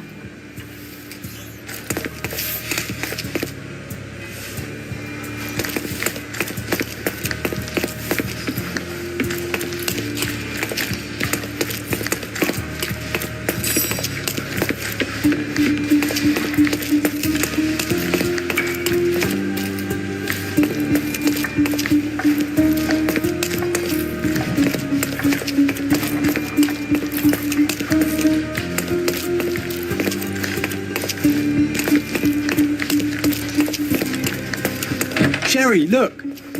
This seems familiar. Let's see what's hidden there.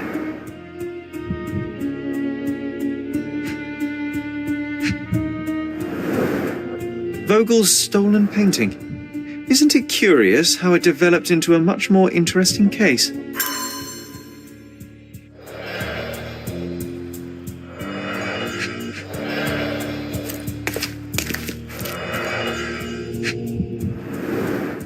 Masks, traditional for the Chokwe people of Central Africa.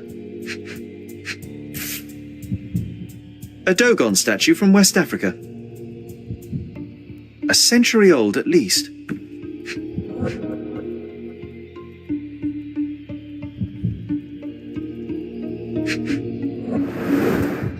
VH Grindley Flow Blue Tableware. This is what lies behind the facade of Bernadotte Company Limited.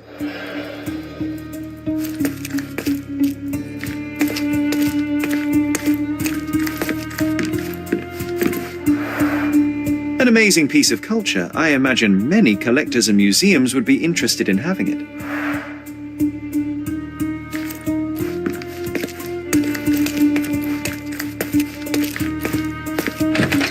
Hello, friend.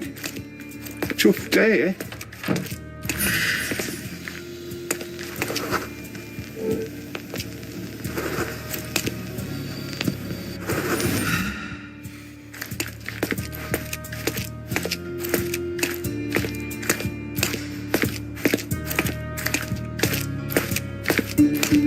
If the damn idiot hadn't stolen the canary, I'd be bathing in silver down in the mines.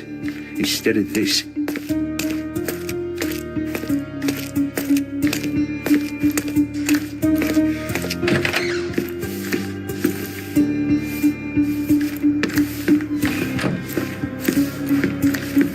The Bernadotte Company Limited trade network reaches the most distant colonies of the Great Empire. It must be very convenient for a man like Bernadotte. Excuse me, Mr. Bernadotte is busy right now.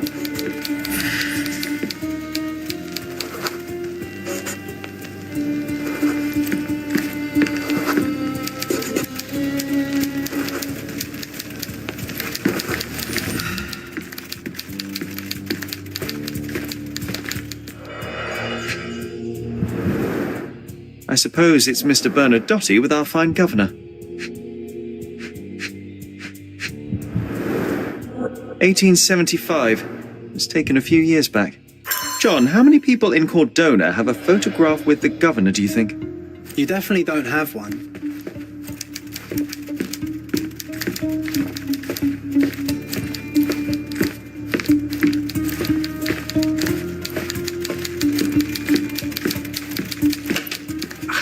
don't know who you are, but someone will be punished for letting you in. But first, let's talk.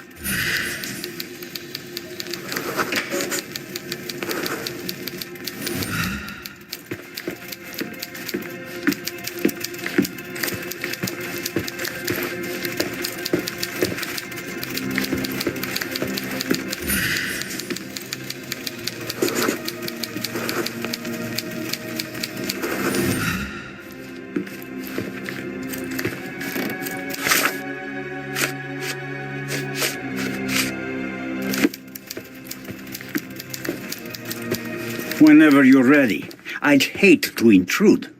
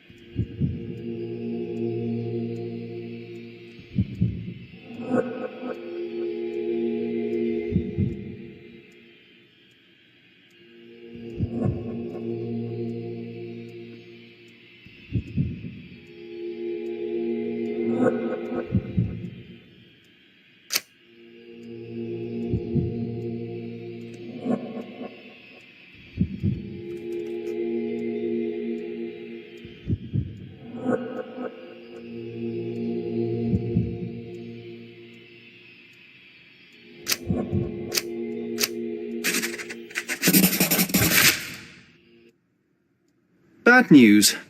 The thug you sent to the refugee camp only succeeded in stabbing himself. His next and final journey will be to the morgue. Hold your horses. Who the hell are you? Sherlock Holmes. And you are Niccolo Bernadotti, a smuggler, kidnapper, and notorious cutthroat, among other things. Few men would dare waltz into my office and address me like that. You are either overconfident or unintelligent. This is private property. Give me one reason why I should not shoot you on the spot. I am sure my friends at the station would call it self-defense. As I said, your man was found dead in the refugee camp. He was there to kidnap a woman, but the other refugees intervened to try and save her. The ensuing scuffle resulted in the man's accidental suicide. He sported the same tattoo as your men in this building. In fact, it also bears a resemblance to the one on your neck. Care to explain what business your man had with this woman? You have no idea what you are talking about. I can assure you this was no kidnapping. The refugees in the camp are on edge. What happened there is a tragic accident, one I am not responsible for. For what reason was your man there if not to abduct her? Why would I answer? You are yet to justify your presence in the slightest. Mr. Bernadotti, do you know the name Boniface Mercurio? I do not. Mercurio was a local artist.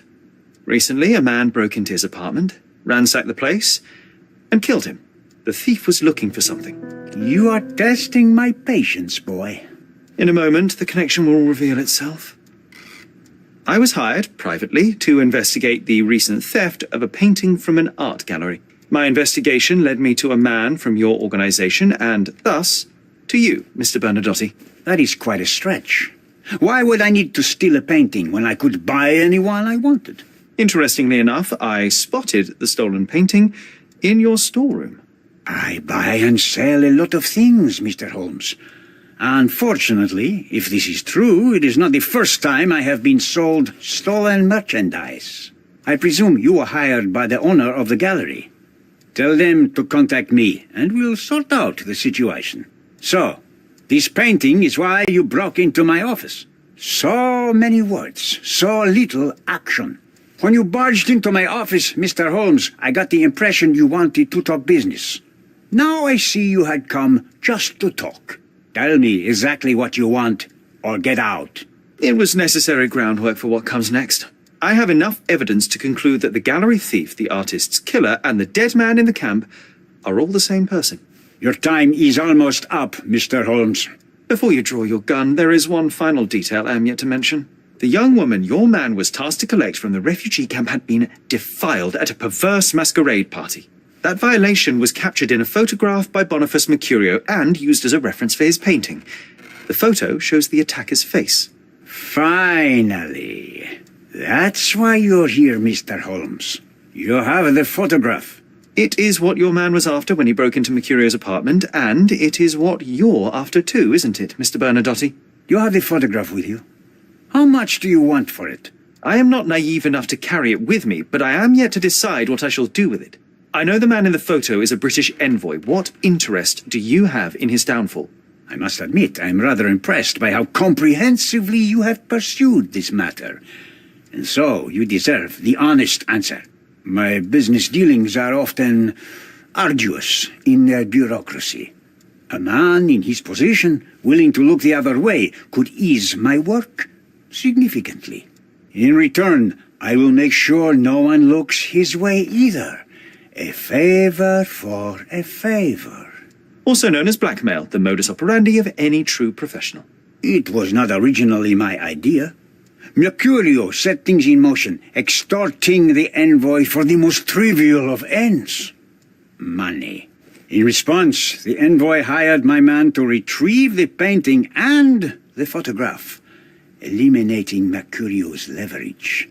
I only learned the whole story after the artist was killed in his home. And rather than extricate yourself, instead you took over Mercurio's venture. It fell into my lap. As a businessman, I simply seized the opportunity. Now, how much do you want for the image?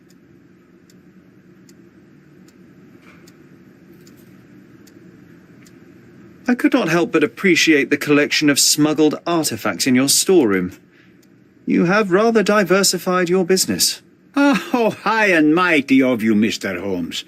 Not all smuggling is immoral. I pay generous rates to developing cultures and spread their culture to eager buyers. And furthermore, I supply many immigrants with a taste of home. A very convenient way of thinking. I have traveled wildly, Mr. Holmes. I've seen people in far-flung lands for whom my services are a lifeline. Without them, they would starve. The tax on cargo is often so absurd that it would be more profitable to simply sink your ship than dock it in the harbor. And trust me, I am speaking from experience. Why did you send your man to remove the woman from the camp?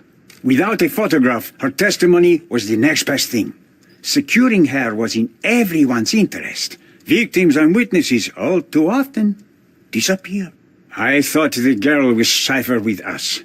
I did not anticipate what would happen at the camp. I saw refugees from the camp at your warehouse. They work for you. I have made certain arrangements with City Hall and the police. Thanks to me, refugees can work and be paid. It's a pathway to freedom. And how much do you save by capitalizing on their cheap labor?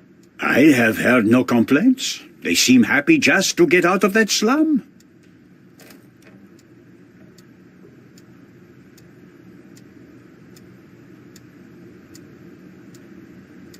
Why should I give you the photograph? Just name your price. What if my price were not money? You claim to have connections, Mr. Bernadotte. Perhaps you could improve conditions for the refugees. Give them a chance for a better life.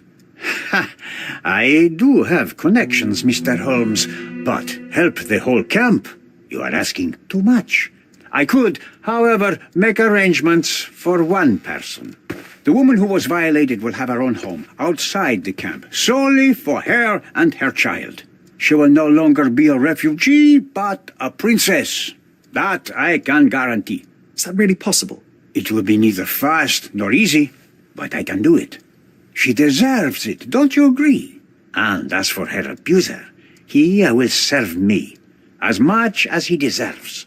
So in your plan, everybody will be given their due. Especially you, Mr. Bernadotte. Seems like a fair deal, no? I doubt anyone could offer you better.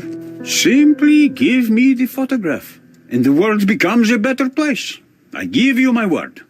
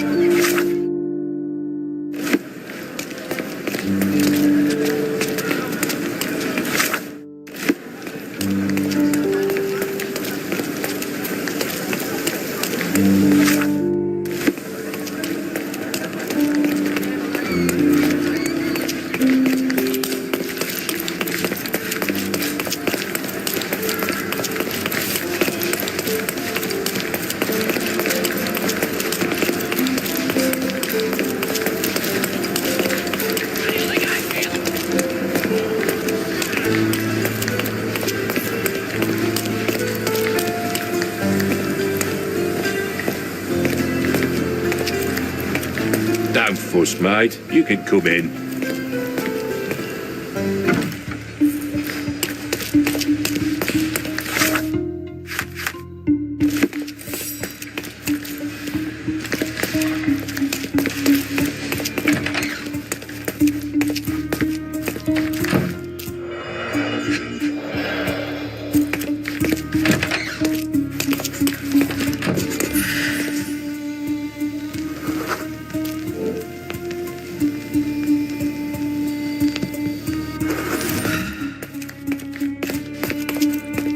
What a dull day, eh?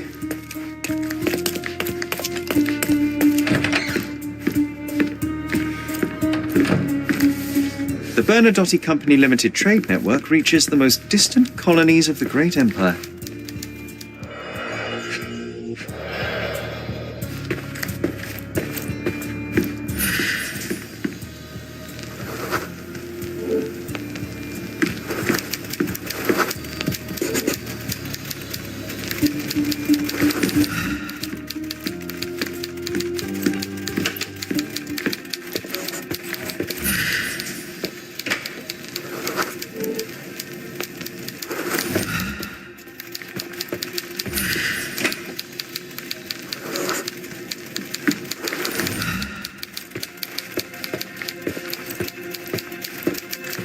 Whenever you're ready.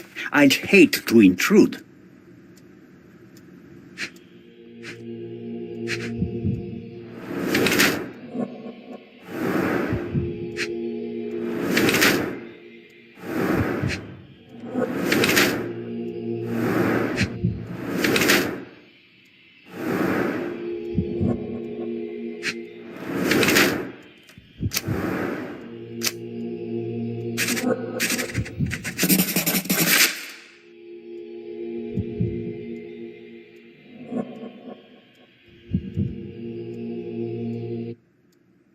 Niccolo Bernadotte, I presume? The name is Sherlock Holmes, and I'm afraid I bring bad tidings. Is that so? The man you sent to the refugee camp failed in his task. He impaled himself on his own blade. A clumsy and chaotic end. For a man who just broke onto my property, you are more businessman than brute. You have my attention, Mr. Holmes. Do not waste it. As I said, your man was found dead in the refugee camp. He was there to kidnap a woman, but the other refugees intervened to try and save her. The ensuing scuffle resulted in the man's accidental suicide. He sported the same tattoo as your men in this building. In fact, it also bears a resemblance to the one on your neck. Care to explain what business your man had with this woman? You have no idea what you are talking about. I can assure you this was no kidnapping. The refugees in the camp are on edge. What happened there is a tragic accident. one I am not responsible for. For what reason was your man there if not to abduct her? Why would I answer? You are yet to justify your presence in the slightest. Mr. Bernadotti, do you know the name Boniface Mercurio? I do not. Mercurio was a local artist. Recently, a man broke into his apartment, ransacked the place, and killed him. The thief was looking for something. You are testing my patience, boy. In a moment, the connection will reveal itself. I was hired, privately, to investigate the recent theft of a painting from an art gallery. My investigation led me to a man from your organization, and thus, to you, Mr. Bernadotti. That is quite a stretch. Why would I need to steal a painting when I could buy anyone I wanted? Interestingly enough, I spotted the stolen painting in your storeroom. I buy and sell a lot of things, Mr. Holmes. Unfortunately, if this is true, it is not the first time I have been sold stolen merchandise. I presume you were hired by the owner of the gallery. Tell them to contact me, and we'll sort out the situation. So, this painting is why you broke into my office. So many words, so little action. When you barged into my office, Mr. Holmes, I got the impression you wanted to talk business. Now I see you had come just to talk. Tell me exactly what you want, or get out. It was necessary groundwork for what comes next. I have enough evidence to conclude that the gallery thief, the artist's killer, and the dead man in the camp are all the same person. Your time is almost up, Mr. Holmes. Before you draw your gun, there is one final detail I am yet to mention. The young woman your man was tasked to collect from the refugee camp had been defiled at a perverse masquerade party. That violation was captured in a photograph by Boniface Mercurio and used as a reference for his painting. The photo shows the attacker's face. Finally. That's why you're here, Mr. Holmes. You have the photograph. It is what your man was after when he broke into Mercurio's apartment, and it is what you're after too, isn't it, Mr. Bernadotti? You have the photograph with you. How much do you want for it? I am not naive enough to carry it with me, but I am yet to decide what I shall do with it. I know the man in the photo is a British envoy. What interest do you have in his downfall? I must admit, I am rather impressed by how comprehensively you have pursued this matter. And so, you deserve the honest answer. My business dealings are often arduous in their bureaucracy. A man in his position, willing to look the other way, could ease my work significantly. In return, I will make sure no one looks his way either. A favor for a favor. Also known as blackmail, the modus operandi of any true professional. It was not originally my idea. Mercurio set things in motion, extorting the envoy for the most trivial of ends. Money. In response, the envoy hired my man to retrieve the painting and the photograph, eliminating Mercurio's leverage. I only learned the whole story after the artist was killed in his home. And rather than extricate yourself, instead you took over Mercurio's venture. It fell into my lap. As a businessman, I simply seized the opportunity. Now, how much do you want for the image?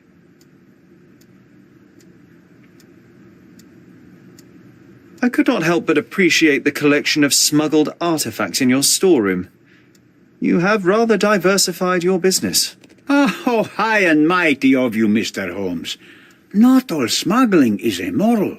I pay generous rates to developing cultures and spread their culture to eager buyers. And furthermore, I supply many immigrants with a taste of home. A very convenient way of thinking. I have traveled wildly, Mr. Holmes.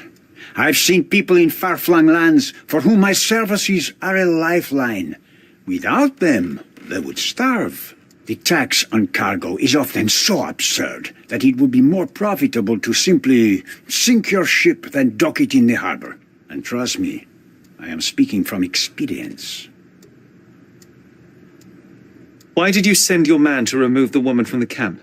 Without a photograph, her testimony was the next best thing. Securing her was in everyone's interest. Victims and witnesses all too often disappear. I thought the girl was safer with us. I did not anticipate what would happen at the camp. I saw refugees from the camp at your warehouse. They work for you. I have made certain arrangements with City Hall and the police. Thanks to me, refugees can work and be paid. It's a pathway to freedom. And how much do you save by capitalizing on their cheap labor? I have heard no complaints. They seem happy just to get out of that slum. Why should I give you the photograph? Just name your price. What if my price were not money? You claim to have connections, Mr. Bernadotte. Perhaps you could improve conditions for the refugees. Give them a chance for a better life. Ha! I do have connections, Mr. Holmes, but help the whole camp? You are asking too much. I could, however, make arrangements for one person. The woman who was violated will have her own home outside the camp, solely for her and her child. She will no longer be a refugee, but a princess. That I can guarantee. Is that really possible? It will be neither fast nor easy, but I can do it. She deserves it, don't you agree? And as for her abuser, he will serve me as much as he deserves. So in your plan, everybody will be given their due. Especially you, Mr. Bernadotte. Seems like a fair deal, no? I doubt anyone could offer you better. Simply give me the photograph, and the world becomes a better place. I give you my word.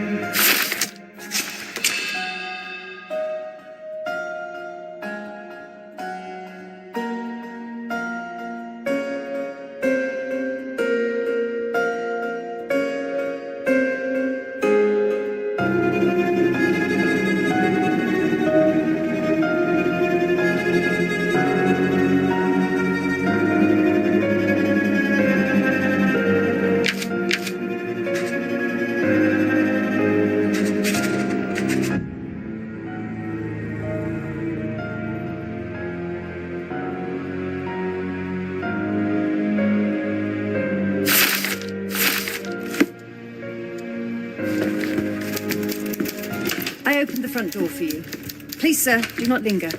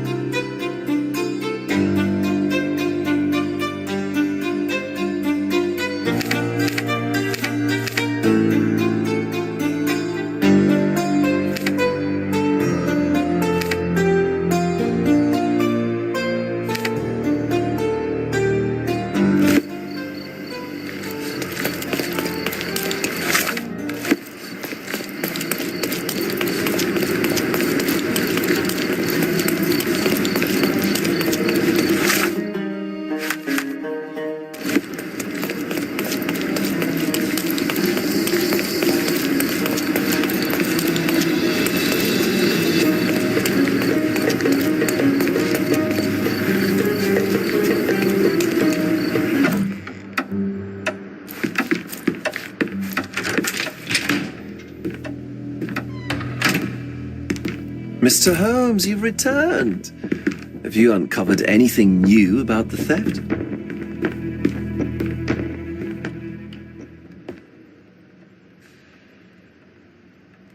I've brought news, but not all of it will please you.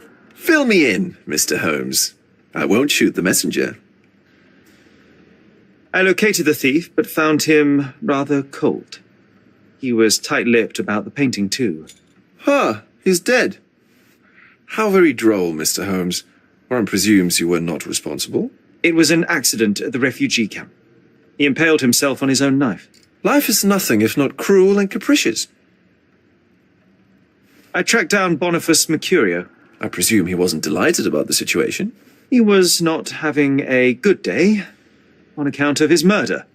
Killed in his own flat by the same person that stole his painting. Oh, sweet Mercurio. Perishing in the pursuit of his art. How apt. I will miss his exceptional sense of humor. What about the stolen painting? Have you located it? I found the painting, but I could not retrieve it. Well then, where is it?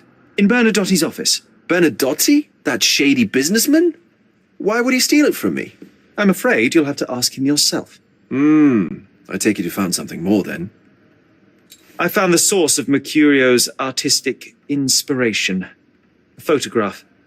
What troubled me was that the sexual act captured was non-consensual. She was violated? Dear God, how despicable. Her abuser was in fact the British envoy. Mercurio took a picture of him committing the atrocity and then used it as artistic inspiration. I had no idea a mere break-in would eventually expose such barbarity. Mr. Vogel, I want you to make everything public, including the photograph. I'm sure you have a connection at the Cordona Chronicle. Ah, Mr. Holmes.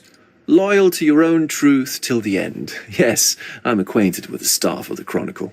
The story is sensational, and will surely draw attention to the gallery. But you must be aware that exposing the scandal will further hurt the victim. Does that not bother you? No matter what one does, the truth tends to come out, as well it should. I won't be the one to stand in its way. Though it's only your subjective truth being exposed. Not that I'm judging. It's perfectly reasonable for everyone to have their own views. When you called me, you knew exactly what you would get. Oh, but I'm not like you, Mr. Holmes. I cannot be sure of anything. Regardless, I must thank you, for art's sake. Well, now that we've resolved all of our outstanding matters, I have a gift for you.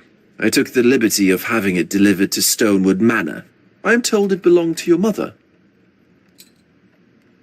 And what exactly have you sent me? Frankly, I'm not sure how to answer that. I trust you'll know. Previously, you mentioned there may have been more to my mother's passing than consumption. It appears you were right.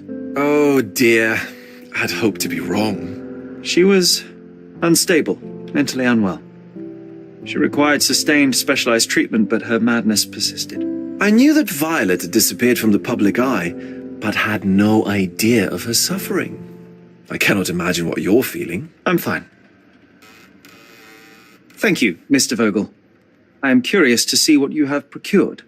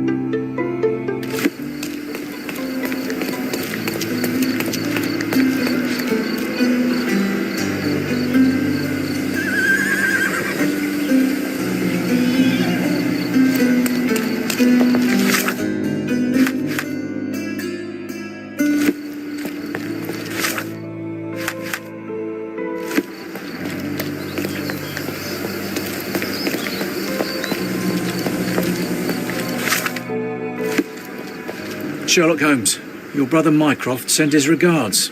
Oh, how touching. Perhaps one day he'll do it in person. Look, I just tell you what they tell me. And you've done it admirably. Good show. I'm confident that with a bit of effort, one day you might even send regards to the king himself. Goodbye. Wait, no. I haven't told you yet. Of course, let me guess. Mission urgent, fate of the nation, etc. Mycroft busy with his tea parties, is he? Right. So, one of our agents has been involved in an accident and can't send us the confidential document she's obtained. We need you to go and ensure the job is completed. So, yes, urgent mission, fate of the nation. So, Mycroft needs another errand boy. And you are presumably too incompetent? Oh, don't give me that look. I'll go and check on your agent. Send Mycroft my regards. The details are in this note, Mr. Holmes. If I were you, I'd start to take this more seriously. Lives are at stake.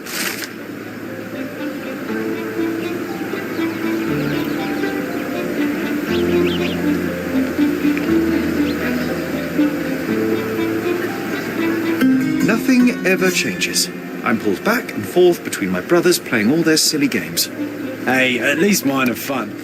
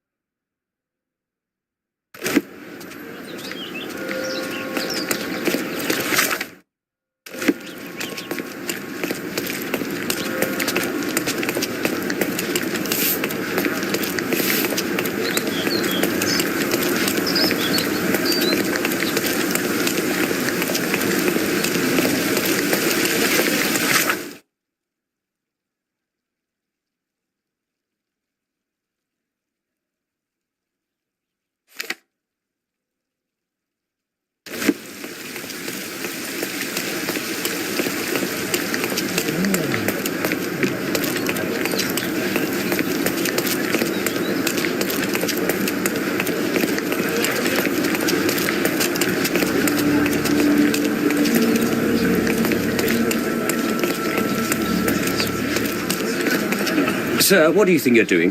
Officer. Oh, I know you. You're the clever chap that cracked that Palazzo del Luzzo case, eh? Presuming there has not been another murder since, then yes, it is I. I'm here to investigate the accident. You don't mind if I examine the scene? You're too late. Case closed. It was no accident. The rickshaw driver deliberately ran that poor woman over, and I'm taking him into custody. Oh, well, if that's the case, then my examination of the scene can hardly interfere with your brilliant work, Officer Huxley. Well, if you want to play detective, go ahead. But stay away from my business, all right?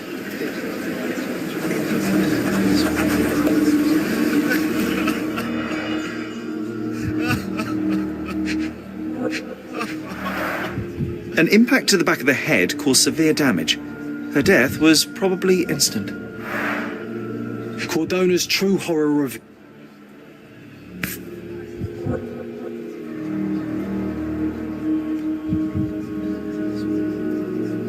This pendant looks like it may contain something. Let's see.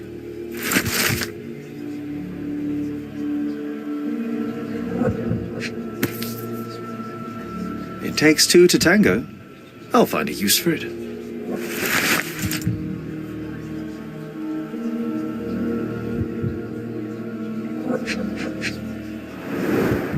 The dress looks generally neat and tidy. Any staining must have been from the accident. Cleaning the houses of rich men by day and preserving England's secrets by night. My friend, you know you're in trouble, right?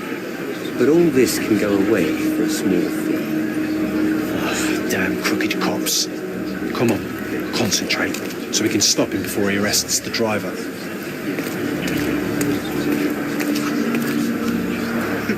Always take care when walking beneath balconies.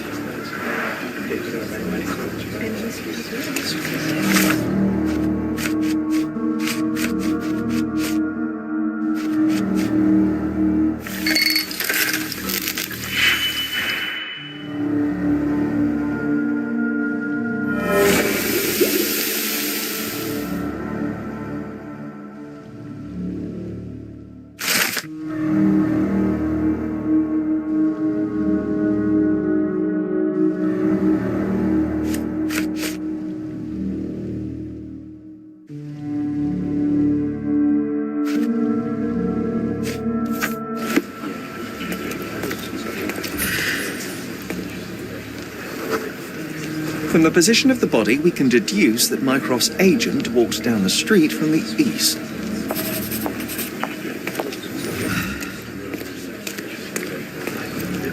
I didn't see her, I swear. She came out of nowhere. I heard someone collide with my cart, and when I turned around, she was lying there dead.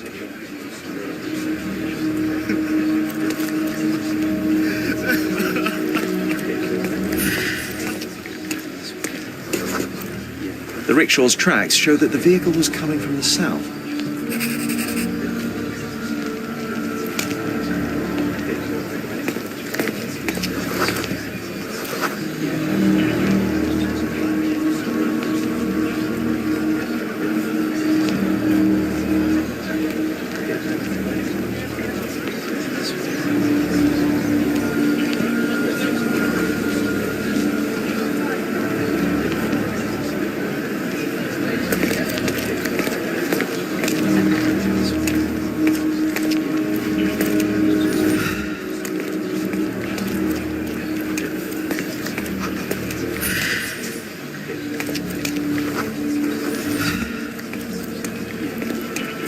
Sir, I've heard the same not my fault lie 1,000 times. I wasn't born yesterday.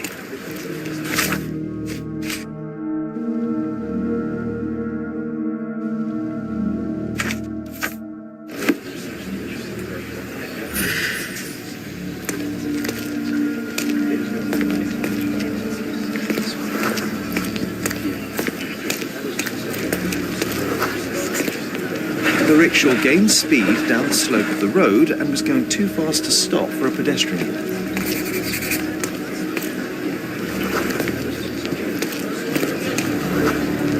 But, Sherry, it would be impossible to miss a rickshaw speeding downhill.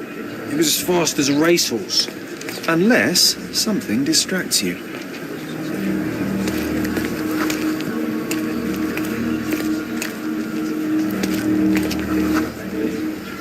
A sudden loud noise caught the agent's attention and they stepped into the road without looking. It was all an accident. John, no one is immune to chance.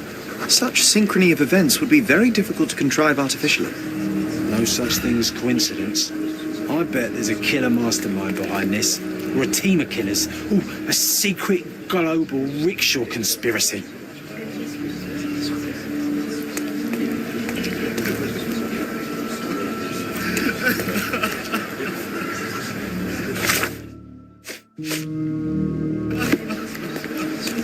Upon examination of the scene, I have concluded that the smash of the flower pot distracted the woman. She didn't notice the oncoming rickshaw. After stepping into its path, she was knocked to the ground and died after hitting her head on the curb. It was most likely an accident. Ugh, that's just your imagination. The facts say otherwise. Well, fact, there are no wheel tracks on the woman's body, so the rickshaw could not have run over her. Fact, you are blackmailing an innocent man. Didn't I tell you to stay out of my business? You're lucky there's a crowd. So the man can go free. Oh, thank you, Officer Huxley, for your excellent decision. All right. The rickshaw puller can leave, but he better not show his face again. That goes twice for you, Mr. White Knight. Goodbye, sir. Glad you didn't leave that poor chap alone. The truth must be told, even if it damns as often as it saves. Today it spared a driver and denounced an officer. Tomorrow, perhaps the opposite.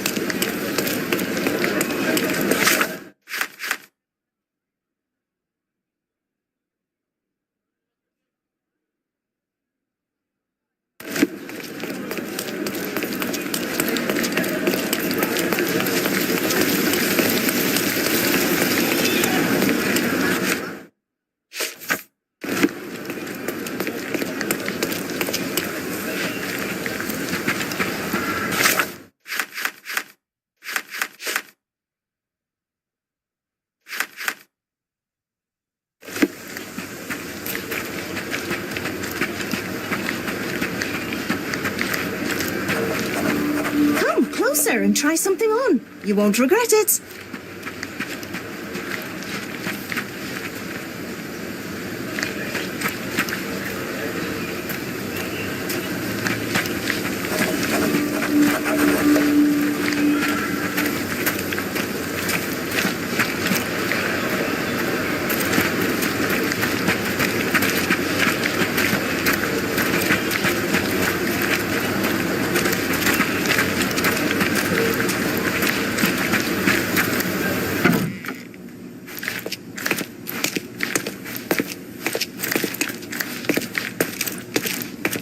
One bed, one table, and one horrible scent of decay which someone tried to cover with perfume. A typical safe house for Mycroft spies.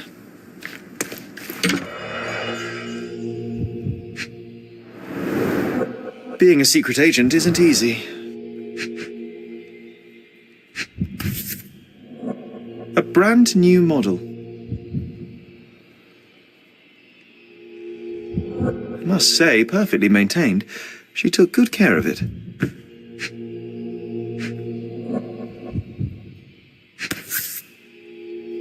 The documents may have been stowed in here, but they're gone now.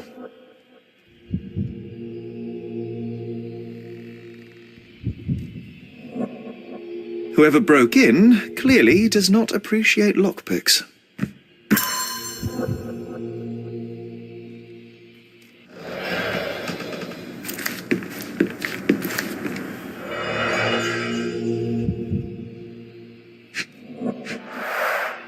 A brute force intrusion rather than a stealthy sneak-in.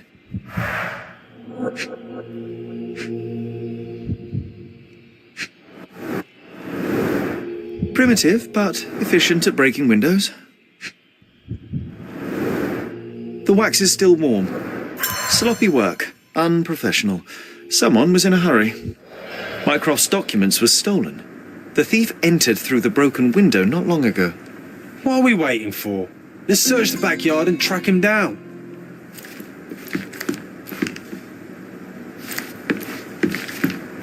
The espionage life where at any moment you could die. Of boredom.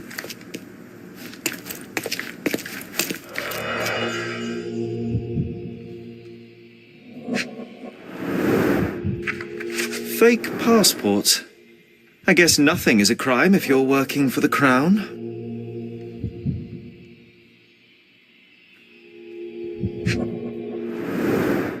Reminds me of the mess in your room, John.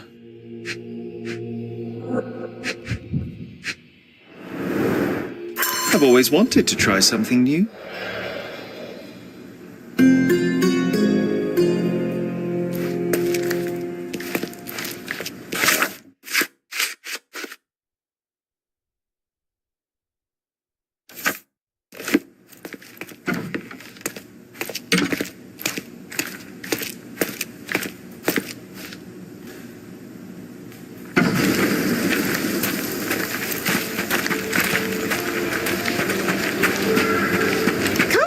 corner and try something on. You won't regret it.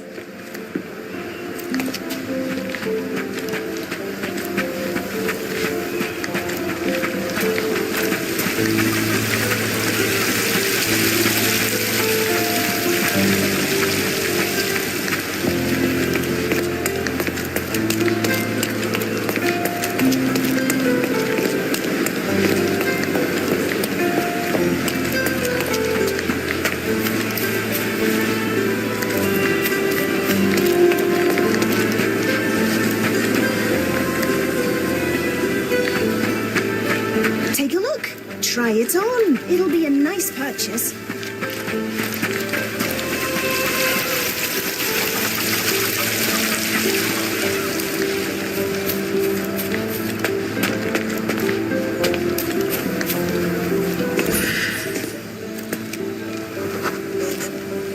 They were in such a hurry that they cut themselves.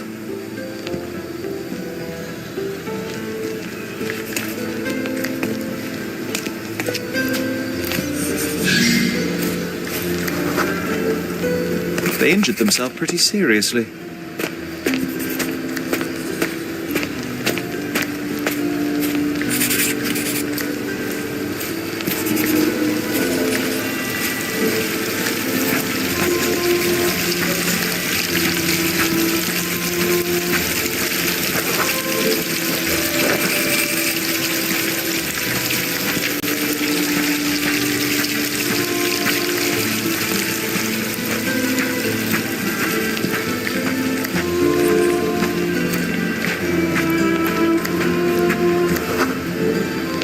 The blood trail stops here.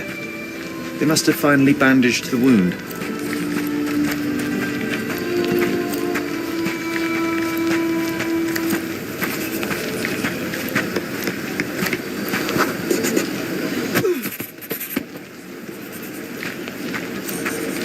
Oh, men are always in a hurry, and women always pay the consequences.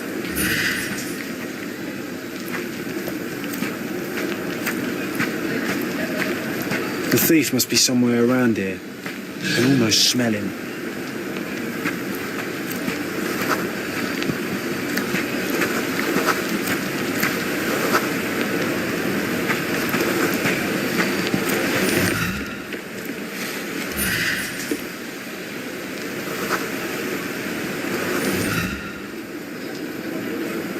Piece of advice.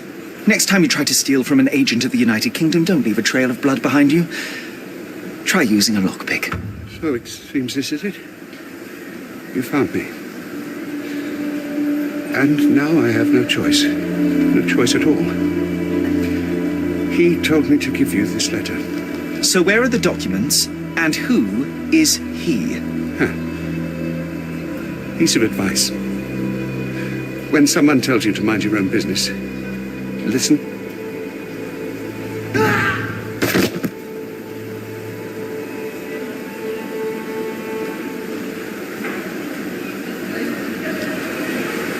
Oh, Sherry. What horror could he have been facing that suicide was the better option? It's a grim augury indeed. There's something bigger brewing, John. We should inspect the poor man for any leads.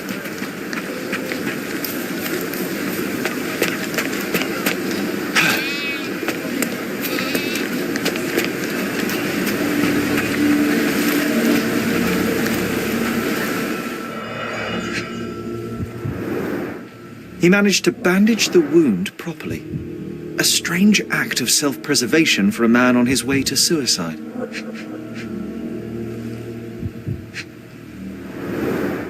Expensive clothes. Pretty worn out, though.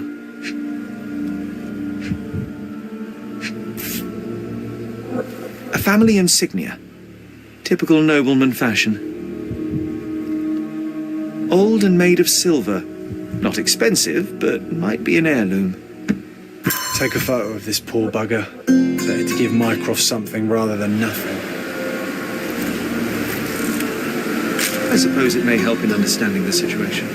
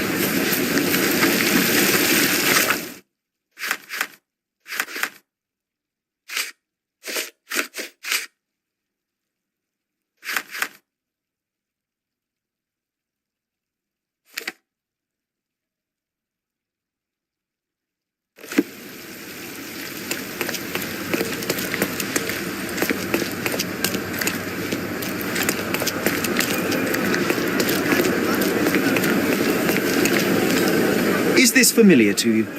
My dear fellow, you're talking to the right man.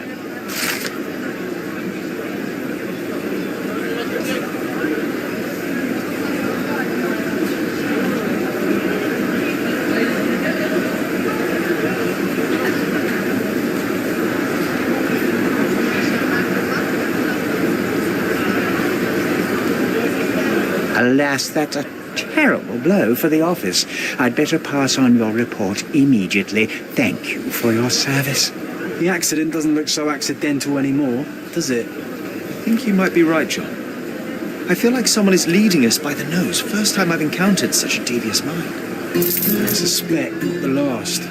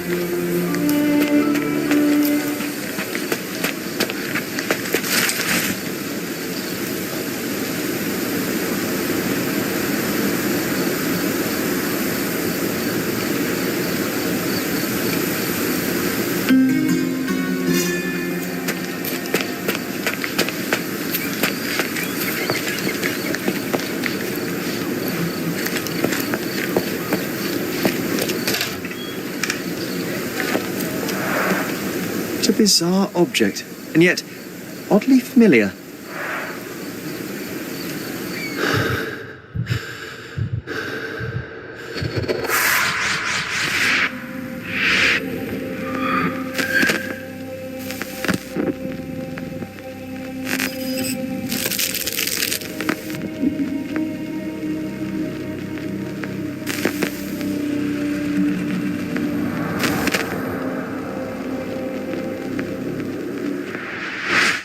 Did you just remember something?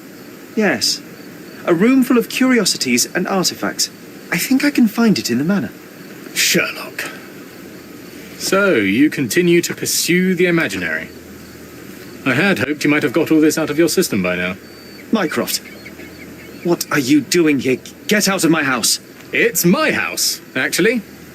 I've come to bring you back. I have no interest in returning, let alone with you. I know you lied about Mother all these years, claiming she was merely ill, but she was unstable. She never had tuberculosis. She was not recuperating, but mentally deteriorating, and you never once thought to tell me. How dare you? I shall not indulge this petulant tantrum. You can just tire yourself out and then slink back to London with your tail between your legs. Just tell me everything. I'm an adult now. Show me the basic courtesy of an explanation. You know I will find out eventually. The goal was stability, and that's what you got. The right thing for everyone was to try and move on from her passing. The consequences of one's actions determines what is right or wrong. Yes, exactly. The ends justify the means. After leaving Cordona, Sherlock, you had a normal childhood. In London, I was able to support you, guide you, shape you into a fine and productive young man. You have so much potential, so much to offer society. But that's not the end. Now I found the truth, and it has shattered everything I knew about her, about you, and about myself. I feel unstable because of you. Your actions were not justified. Lying never is. Oh, grow up, Sherlock. It was a white lie which has as much use in the realm of the interpersonal as the international. It is time you come to accept that some things are bigger than yourself. Oh, you are full of it. You like to pretend you care about the big picture, but it's just an ego trip. You like knowing more than others. You like greasing palms and rubbing shoulders with the rich and powerful. You like having eyes and ears everywhere. The fact it helps the nation is incidental, because all you care about is yourself. It's true. I have agents everywhere, including Cordona. If you weren't so damn stubborn, you'd realize that means I'm only here for you.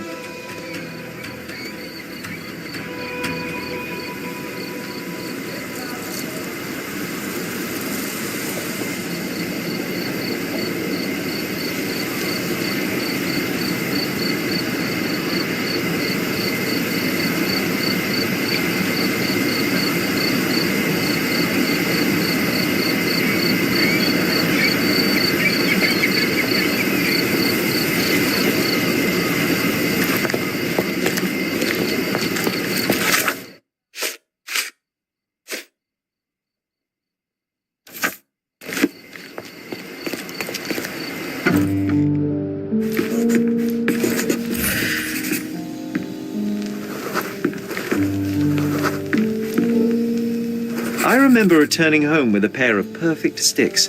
We wanted to turn them into training swords. Oh, that's right. We stood there, frozen, staring at something huge in the main hall.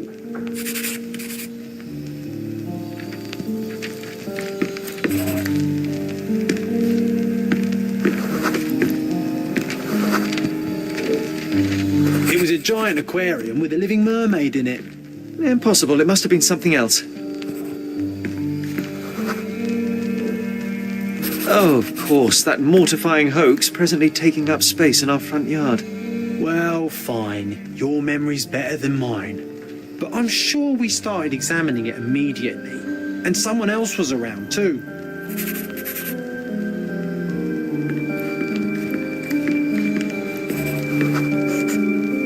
It was my mother. She asked what I thought of the artifact. You were really concentrating and holding something in your hand. I inspected it with a magnifying glass, and was able to confirm it was made of two different skeletons. The mermaid was a fake. And so it was time to smash the thing. Your mother took a hammer and... Slow down, John. That's not how it happened. I remember other people joined us.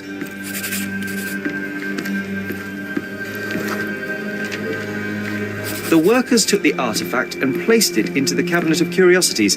It became part of Mother's collection of fakes. She always said that the truth lies in the details.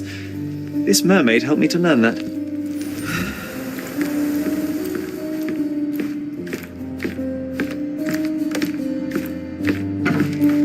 Ah yes, my mother's studio.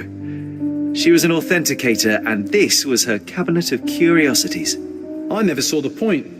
What does it matter if some artifact is real or not? It still exists.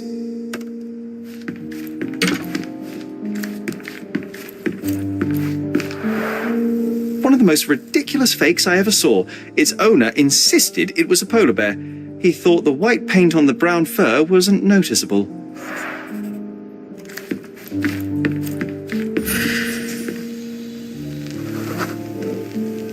I remember this cozy blanket. It was perfect for...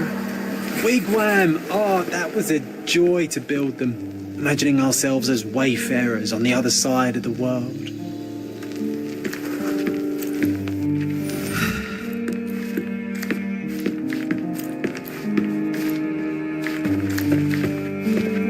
Oh, I remember these. We used them to spar together until Mycroft found out and forbade us from using real weapons.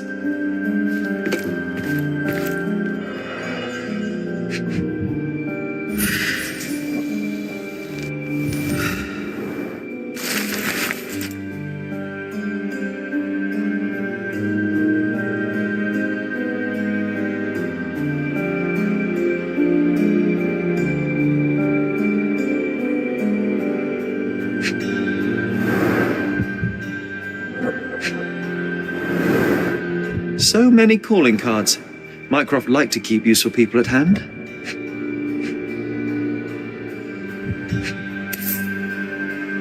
Reliable and driven. I recognise Mycroft's handwriting.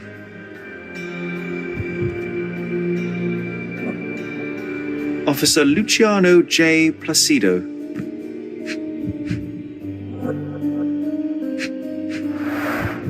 This drawer was always closed. Only Mycroft knew how to open it. I remember we tried to break it open and spy on him, but alas, had no success. Maybe today's the day. Oh, Sherry. Carefully opened. Dated 24th of April, 1869.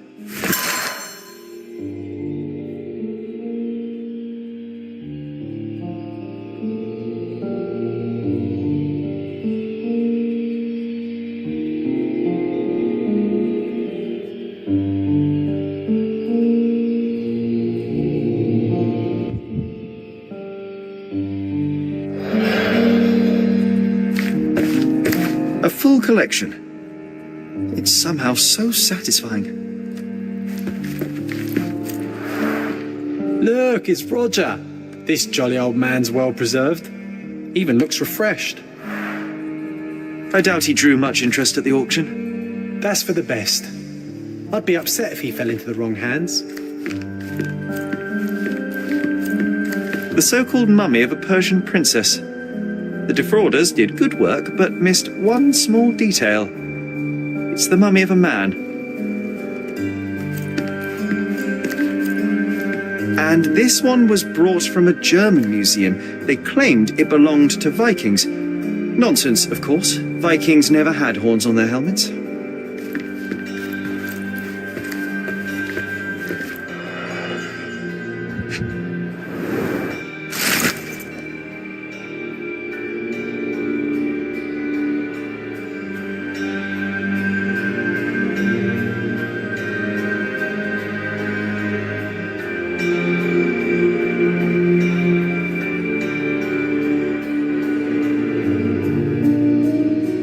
Clearly, it was deliberately torn. I wonder why someone would do that.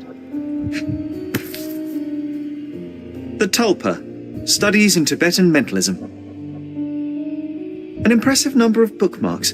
Someone was rather obsessed with this subject.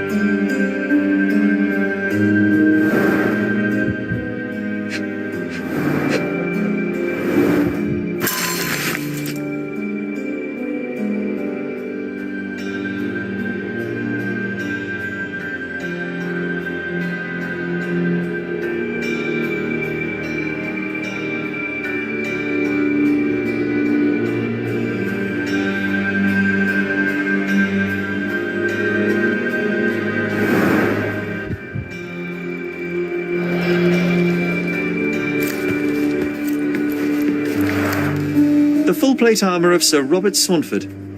I was told my father won it in a wager. Armour is armour, but look at his sword. Oh, how badly I wanted to wield the blade. Maybe you take it instead of your pistol. I'm starting to remember something.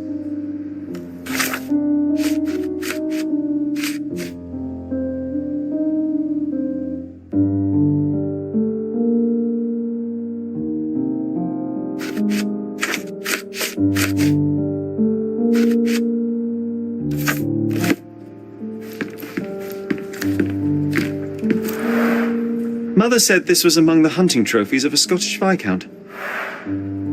So he tried to persuade everyone that his forest was inhabited by these beasts. It would have been thrilling if it were actually true.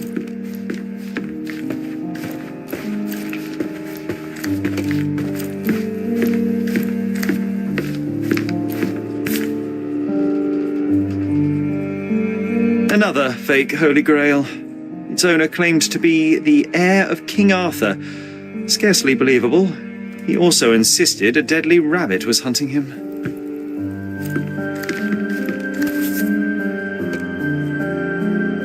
Watkinson and Holman, Chapter 1, by Wallace Dioram. Oh, Mycroft. You always act so serious, but then reads tripe like this. John, if I remember correctly, you couldn't put this book down.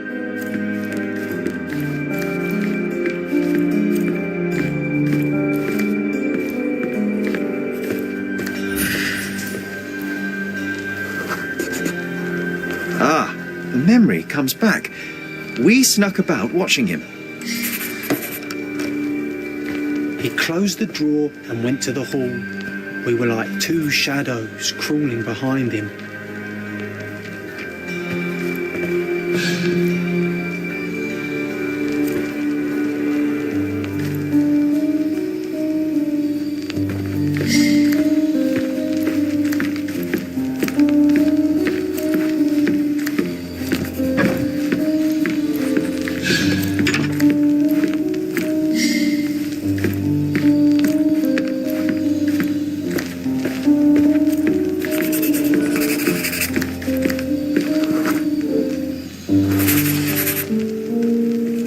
On the wall was slightly at tilt. He stopped and straightened it.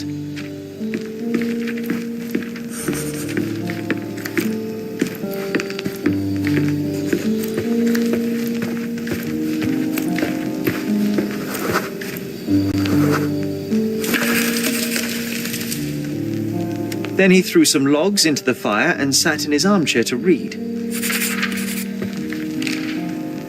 It's as boring now as it was then. I'm sorry, Sherry, but I think that's it. Almost as good as mine. Wait, John, we never use the fireplace in the mornings. What if...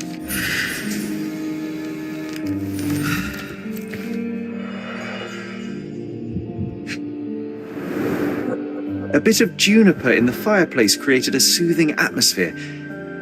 It's the little things, isn't it? I think this is what we're looking for.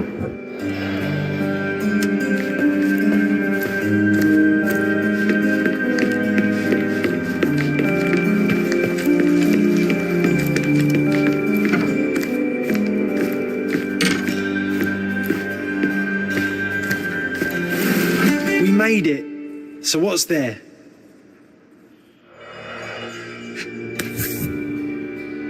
Gifted by Queen Victoria herself.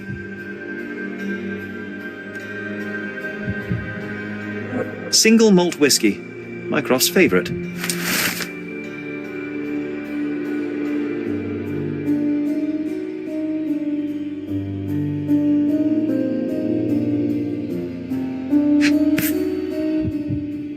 Otto Richter. This one is rather thick. Mycroft can be truly dogged in his research.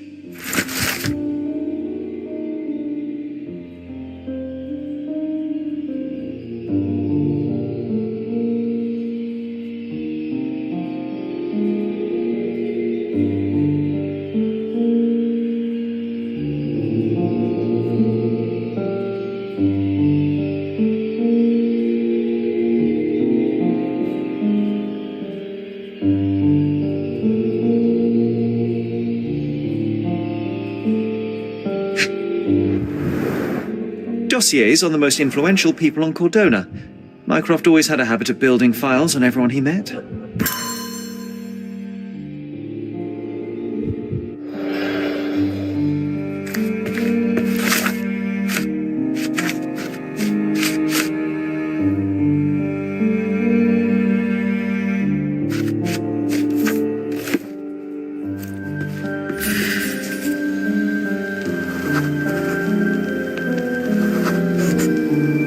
I used this ladder to look at the top shelf, right? On the day of Mother's breakdown upstairs. Right you are, Sherry. I'm not sure I want to hear its horrifying, inhuman howl again.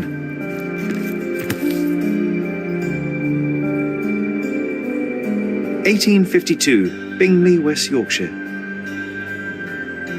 This photo caused a lot of fuss. My mother spent some time to prove it was a fake.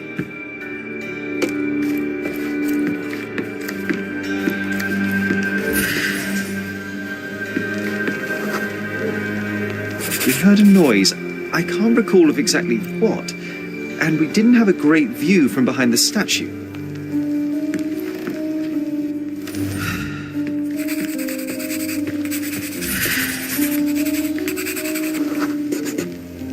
The books and papers from the table somehow ended up on the floor. Now it's coming to the surface. I feel it.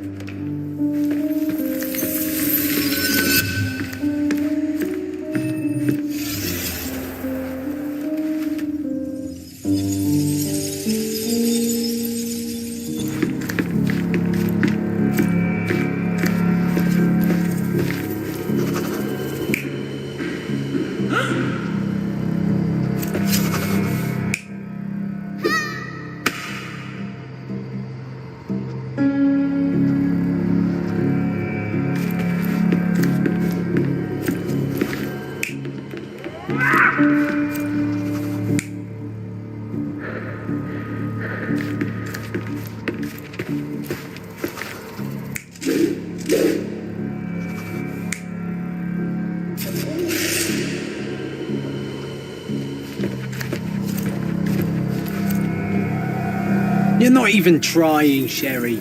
Concentrate.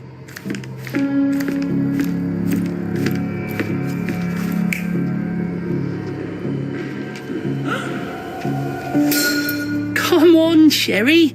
Let's go outside. Wait. Did you hear that? Come here, Sherry. You call this progress? Charlatan! Amateur. I'm not letting you anywhere near my mother again. So there was a quarrel between them.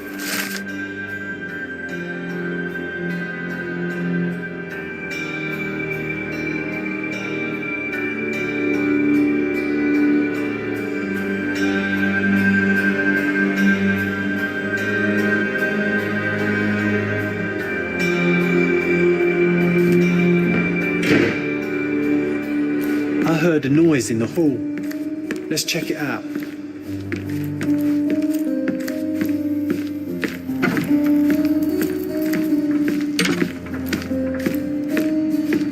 Sherry, look! We've got a parcel here. Hurry up and let's see what's inside.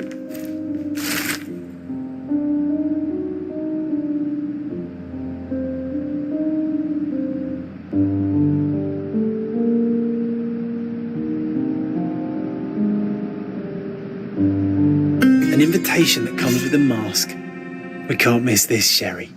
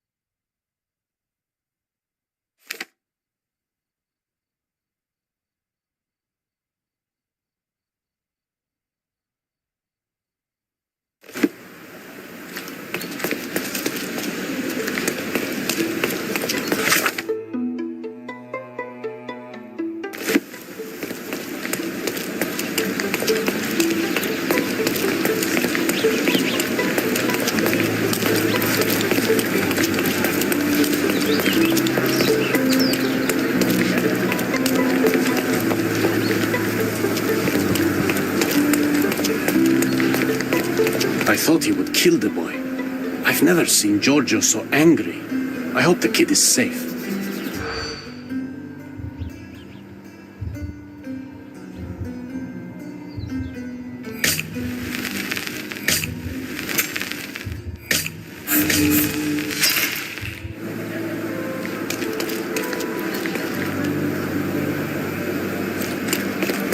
I thought he would kill the boy. I've never seen Giorgio so angry. I hope the kid is...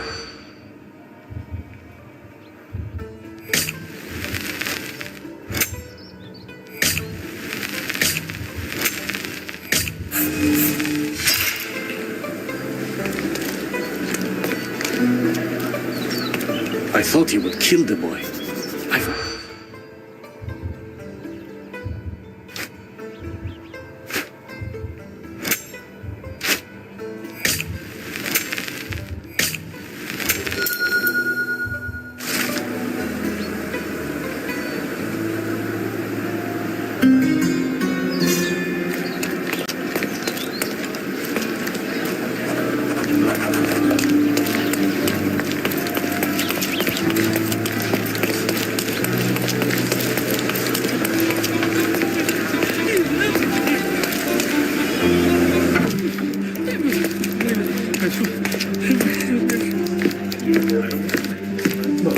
Did you hear Basilio Capello is in jail? A dead body was found in his showroom.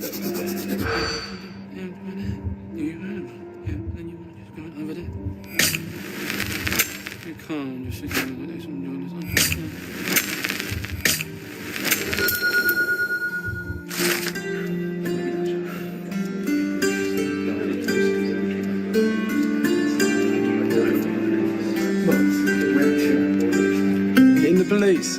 Let's pretend to be cops, eh? We can just stand around and look confused.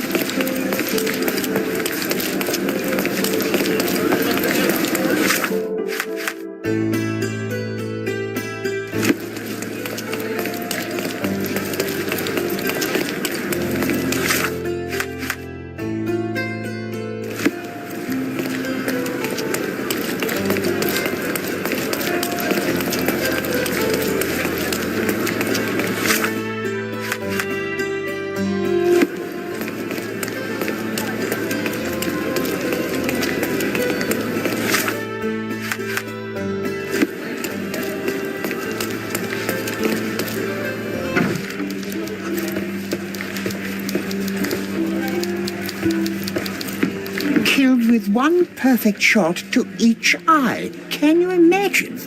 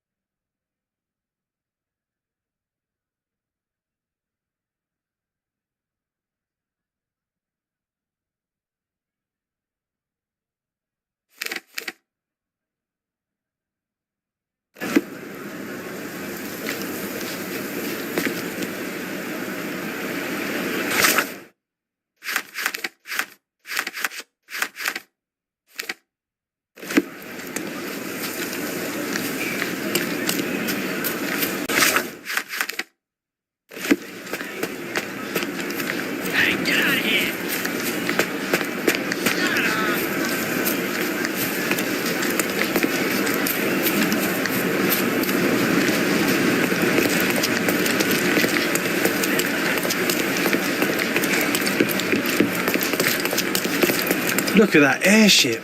That is some view. At least something's changed since the last time we were here. I bet that toy isn't cheap. Well, it's gorgeous. From an engineering point of view, at least. Let's take a closer look through this telescope.